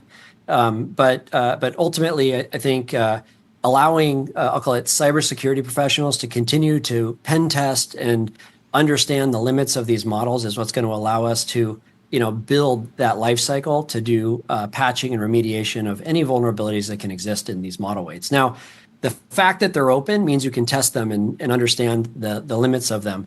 The challenge is with a lot of the model weights that might be hosted, the terms of service prevent cybersecurity people from researching and looking for any backdoors in those as well. So the problem doesn't go away, whether it's hosted or open. Sure. They can exist. And I think the spotlight of having more cybersecurity professionals, evaluating these things is just going to lead to better collective defense. I don't know how much you can speak to what the Nemotron team is doing, but broadly, what should organizations expect from Nemotron, the family of models, over the next, let's say, 6 months? Oh man, I don't know that I can talk about where we're going, but generally our approach has been like, let's again do it all in the open. Let's basically put the data sets out there that we're training into these models so people can understand the data blends that went into the models. Let's put the model weights out there. Let's put the training techniques out there and the evaluations out there, and basically use that as a foundation for building, custom intelligence into enterprises. I mean, that's the other part of the conversation that's lost is these open models are critical for enterprises basically building their own intelligence and basically maintaining, I'll call it a reinforcement learning wheel or a flywheel on these open models so they can maintain their competitive advantage. And so providing that foundation of data and open weights and data blends gives enterprises that. Now, with Nemotron, they're really language models, but we have a bunch of other domains of models. We have Cosmos, which is World Foundation models. We have Alpamayo for autonomous driving. We have Groot for vision language action models for robots.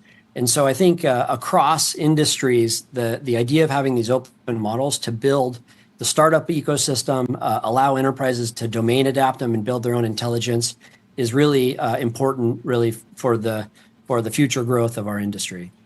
How important, or can you give us some context on what you're seeing or hearing from other business leaders about the value of open source purely economically? Just, we went through this token maxing boom. I think every enterprise leader feels that AI is valuable, but it can be very expensive. How are they thinking about efficiency right now with the current cost to benefit trade-offs, and how does open source change that? I mean, I can put my Nvidia hat on here. We are the same way, right? We use all the frontier models. We love the frontier models. They're amazing for driving efficiency and how we do software development and chip design and how we run a competitive business. But the modern way to build applications now are really an ensemble of models where you want to use the frontier for where they're unique and they add differentiated value. So like a really complex agentic plan, you want to run through the frontier model, and then you want to use the open model weights for things that are more trivial, like document summarization. Sure. And the two can complement each other to drive a lot more cost-efficient applications across the enterprise. Yeah, and then anything that's been fine-tuned on your particular data, that example from Thinking Machines with Bridgewater's like information pipeline, obviously they got incredible performance at very low cost because it was a unique use case that was going to run on a continuous basis, and so they were able to get a lot of value there. It's just common Yeah, sense. and I think It wouldn't make sense to hire you and then have you just be a BDR doing cold emails. Like it would be a very efficient use of. It's a great analogy. Sorry. Yeah, sorry, I was just going to say, yeah, I think your point's spot on. I think there's a bunch of other model makers like TML is a great company, Reflection, Runway, many different model makers across different domains, and I think you want a rich ecosystem here. Of startups, building the future of what's possible with this industrial revolution going on with AI. So we're just happy to advocate on behalf of the open ecosystem, but really it complements the closed ecosystem, and all of it sort of has its unique value here. So the alliance is like pretty huge at this point. Do you want to grow it a lot bigger, or is this a solid enough base to go where you want to go next, or will this be something that just continues to grow? What do you think? I think the inbound requests around this is kind of blowing us away by the appetite and the interest. I think ultimately what we want to do is kind of work as a community and share sort of best practices. We also with this we put out a new agent harness that we think is phenomenal at reasoning. It's great at coding, and it's great at cybersecurity tasks. And so if we all sort of share advancements in the open, we can build the best technology together. And I think some of the things that we'll keep working on as an ecosystem is, to your point, what are the evaluations that we should be building? How do we test and I'll call it open models and look for I'll say safety issues in those models. How do you start to build I'll call it more cyber ranges that you put agents through to understand how truly capable they are? I think part of the challenge with this cybersecurity discussion is it's been over-indexed on I'll call it benchmarking for vulnerability discovery, and vulnerability discovery is not the same as it's like going through an attack chain. So I think we've just got to have more like sane conversation in the open as an ecosystem on what are the right ways to safeguard this stuff and put it to work and to drive the efficiency that it can bring us across every business. Thank you so much for taking the time to come. Yeah, great to meet you, Justin. Great to meet you. Yeah, we'll hope to talk so to you soon. Have a good rest of your day. Goodbye. That's our show, folks. Thank you so much for tuning in. We will see you tomorrow. There's a lot more news, but we can go through it tomorrow. Starship launched, and there's a beautiful video that somehow got taken down, so we can't even share it. But you can go find it. There's some cool stuff there. Anyway, do us a favor. Go have the best afternoon. Go have the best afternoon ever. Go have the best Monday afternoon ever. Thank you to Cooper for always coming in at the market close. Good crew Get in the likes chat. up. Thank you so much for tuning in and chatting. We do read it. It's a lot of fun. Leave us 5 stars on Apple Podcasts and Spotify. Sign up for our newsletter at tbpn.com. And we will see you tomorrow at 11 a.m. Goodbye. We love you. Goodbye. Goodbye.